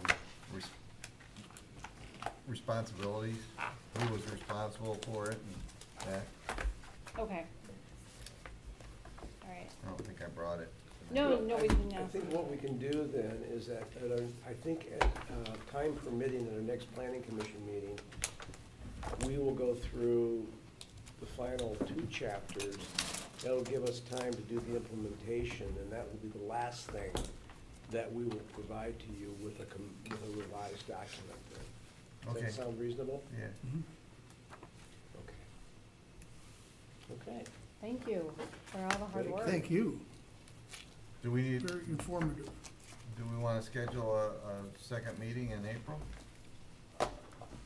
Or May? For- May? Let's do- Yeah, let's do yeah, May. thank you. May? Thank you. Running out of time. Time flies. Are you gonna have time to You make got, these You changes? can watch that 4th week, cause it's gonna be close to Memorial Day. Or May. Well, I guess, are you gonna be no, yeah, we won't have everything redrafted at that point. But you want Okay. to go through the rest of the thing and to actually, and at least we'll have, if we can put together an implementation, the implementation chapter, to have that for discussion. Okay, Okay, and then we'll go make all the changes to the document Yeah. for one last look-see by you before we okay. send it to the township board for the request to release the document. Yeah, If you get these sections redrafted, will you send them to us before, I mean, just when you got it done, so we can start reading? Yeah, Okay. absolutely. yeah, Brian, I think Brian had mentioned that we've got some pretty heavy meetings and content coming. Well, yeah, but, yeah, we're gonna have at least 2 cases next month. Well, maybe 1. So, Is there anything that's already been in front of the PC once where we can go back and familiarize ourselves by watching the videos? No? Okay. Mr. Car Wash. yeah, maybe, yeah. But they won't, it will be June. Mr. Car Wash will be Well, June and Eagle Ridge we will already be saw June, it. most likely. Well, so May might be, Just, Wiley Commons. May 9th. Mr. Shango. Well, in May, you've got a 5th, Wednesday, Thursday, Friday. Wha- Yeah, I mean, Wednesday and Thursday. we have the 30th. Any, 23rd, and I'll be here. Any, pre-planning meetings on the horizon? Possibly 1, but probably not for a couple weeks. Okay, I was gonna mention to Jason and Belinda. Jason, I don't know, have you attended any pre-planning meetings? Do you know what they're about? No. Belinda, do you know? So, what, Brian, you tell it, you can tell Yeah, I it. mean, basically, we get a team of people together in the township, so the DPW director, the fire marshal, building official, the consultants, so Dick and Jason Longhurst, and basically the developer just, here's what we're doing, and it's like a round table, but we do it, we don't do it here, we do it virtually, and it's, because it tends to go a lot quicker. Dick doesn't have to travel, so it just tends to work a lot better now. But it's all virtual, and, you know, that we get a subcommittee of the planning commission also, so 3 people from the commission, and they provide initial feedback to the developer, and it's good, so that way they can go back and make changes, tweaks, you know, because ultimately, we don't wanna send a developer here, you know, send them to the wolves without Right. some kind of cursory review, you know, so that's kind of the term we use, so, you know, we try to eliminate a lot of the big picture items before you ever see it, so. So, and usually they happen during your normal business hours, so Yeah. are you available?